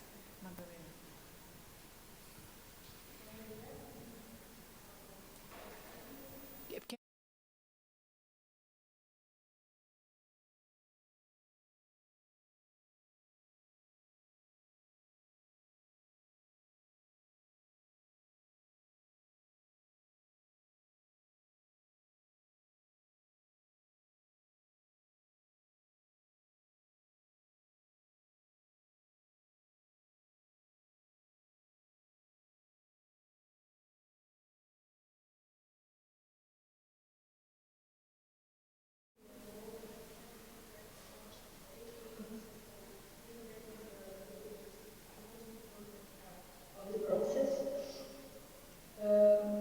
Yes, I can really say that. Okay, I think that's very important. And your voice came back, so that's also great. I Okay. have a cold, so I'm really, really under the weather. Oh. So maybe that's the problem. I think it's a it's here on our side, actually, so don't worry. Yeah, the most positive thing would be definitely the co-design process, the part where you involve these different stakeholders and you have to target them right and to get the best knowledge from them and create ownership at their side. So then in that way you have them for the long run. That would be the most positive. And also what I liked at Agora project, and I tried to mimic that in the project I wrote, is this informal grouping of stakeholders. Before, in our previous experience in different projects, we had this establishment of different centers, and center for that, center for this, and it was just piling the centers in the administration, but no actual value for it after the project ends. So I really like this informal binding and focus on real thematic and achieving the results in short and long run of the project. Thank you. And now to the last question, which is actually often my favorite one, because I think you can learn a lot from things that went awry somehow. So what would you have done differently, Magda? As we were not involved in the project from the beginning,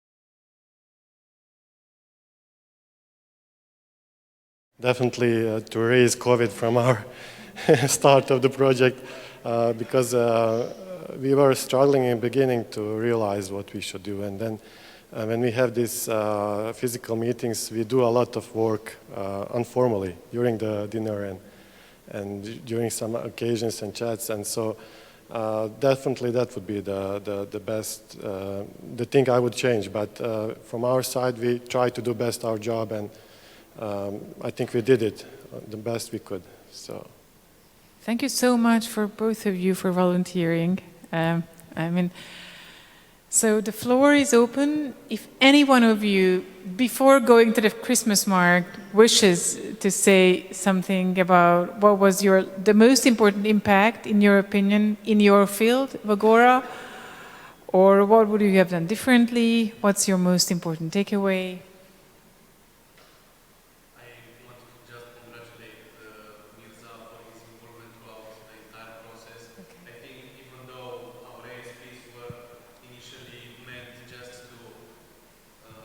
They were initially meant just to travel and to be at our physical meetings, which unfortunately didn't take place.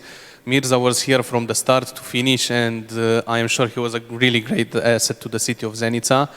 And I really think he can be taken as a good practice example for ASP involvement in all the projects. So thank you, Mirza. So yeah, so I should thank you also, because in the process I was designing the project. It is the first time I wrote it. So first thing was to contact Liviu and the team from Cluj to help me out and to see what I'm getting into. So Liviu helped me a lot in that process. Thank you, Liviu, also.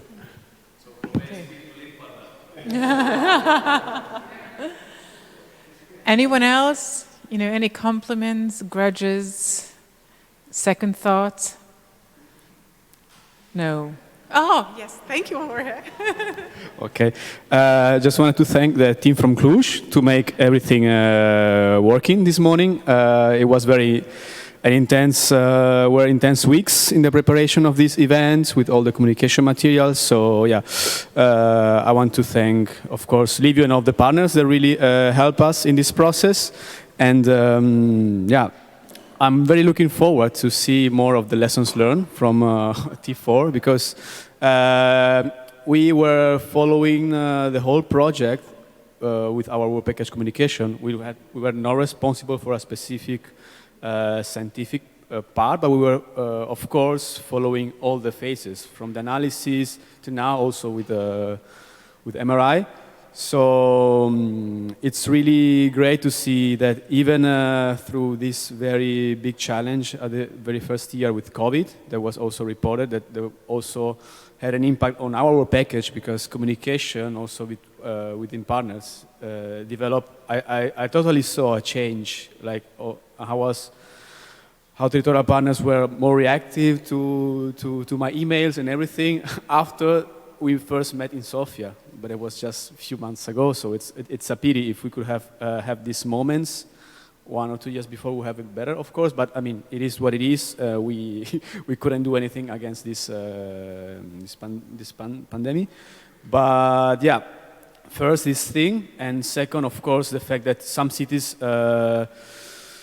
did not even have documents regarding urban regeneration and development of communities. And I think this is a big achievement that was done during AGORA. And like listening, for example, some words that, again, Ambra said before about, of course, when you're doing these pilot projects, the first thing you think about money, of course, how to make everything work. But then what comes all around, it's all around these projects, all the process, all the engagement of people, the engaging different departments.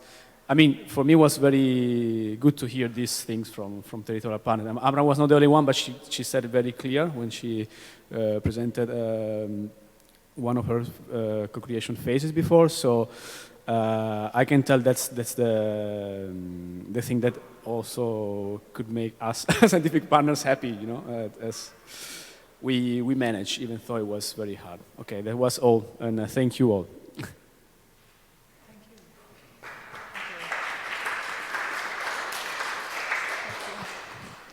Me again, sorry.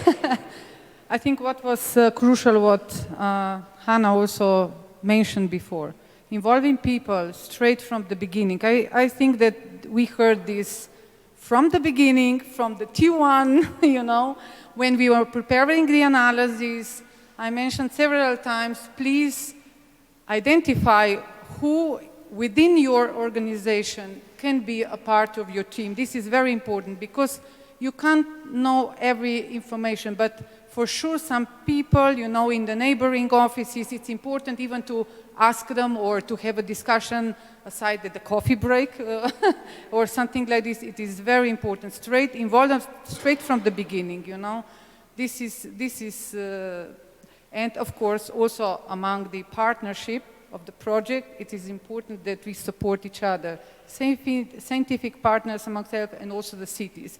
And sometimes, yes, the language was the major issues.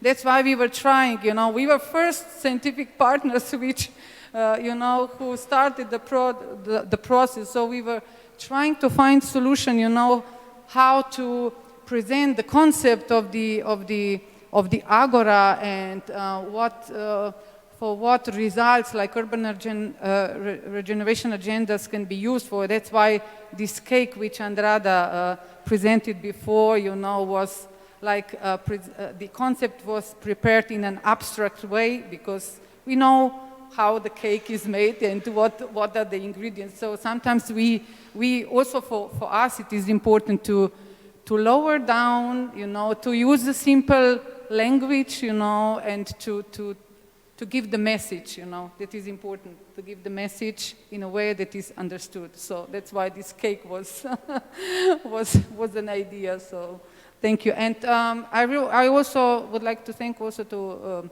all because it was my pleasure to work with you. I learned a lot, also not just you, but also by myself. And I think that we are growing from every project, we are growing on a personal and also on a professional level. So this is crucial. So, and like I said, I would like to say that this is not the end because you came to one stage. It is important to improve it, to find some other projects where you would like to develop your pilot activities, etc. So you just need to continue. As also, Hannah, you mentioned before that for some cities, it's the first time to be on the Interreg. So I really congratulate you, because it is a challenge because you now understand the concept of these Interreg projects and what can be, it's not so hard, it's not so scary, they can be, the results can be adopted. They are not so strict like in other, maybe national or other projects. So just be positive and be open and be creative, and I wish you all the best. Thanks. That was wonderful last word. Any more comments from anyone? Yes, please.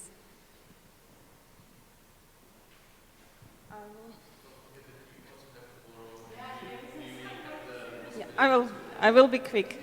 I will just manage because wasn't managed today about Agora tool web platform.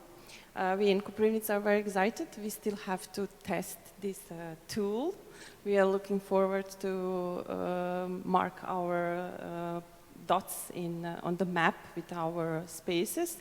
So that's one step which we still have to accomplish until end of the project, and we are looking forward to that. Thank you.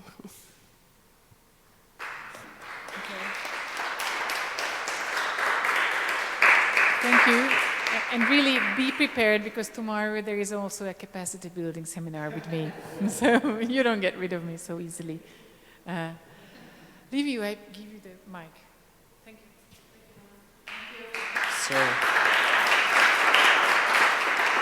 So guys, I think this is the end of our first day. We are right 1 hour ahead of schedule, so we moved very well. This means that from now until the dinner, theoretically it's free time. Practically, we would like to invite you from 6 o'clock to the concert that we are hosting in Iris. It's on the Agora project. So on your walks, if you want to get a cab and get to the Iris district, together with my colleagues, we will be there. If not, we are waiting for you at 20 o'clock. To Casa Dacilor, it's called. You just need to tell the cab if you go with the cab, but tell them not to go with you to Julius, because it's to Casa Dacilor. So if you get a cab, just tell them to get you on Brâncuș, not Julius.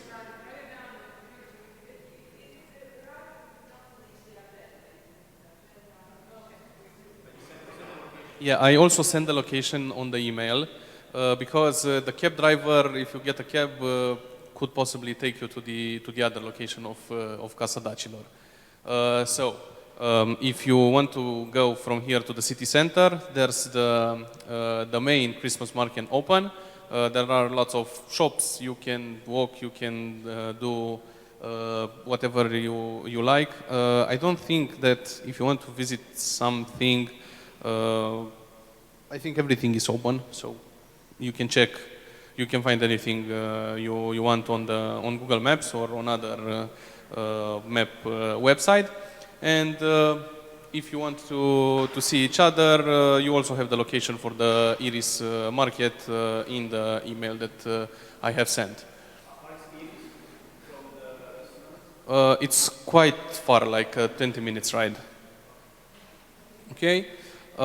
Tomorrow we'll see each other in the same formula for the capacity building seminar. Hannah will prepare tomorrow morning, and just to know from now, we will work in some groups, in 3 groups. So it's not yet over, as our colleagues also mentioned. We will talk also about the platform. And don't worry, tomorrow we will finish right after lunch, so the agenda won't go till 4 p.m. So you will be able to have more free time to spend in the city, because eventually the weather seems to be nice. Yeah. So see you guys each other in Iris and at the dinner tonight. If you can't find anything, please call.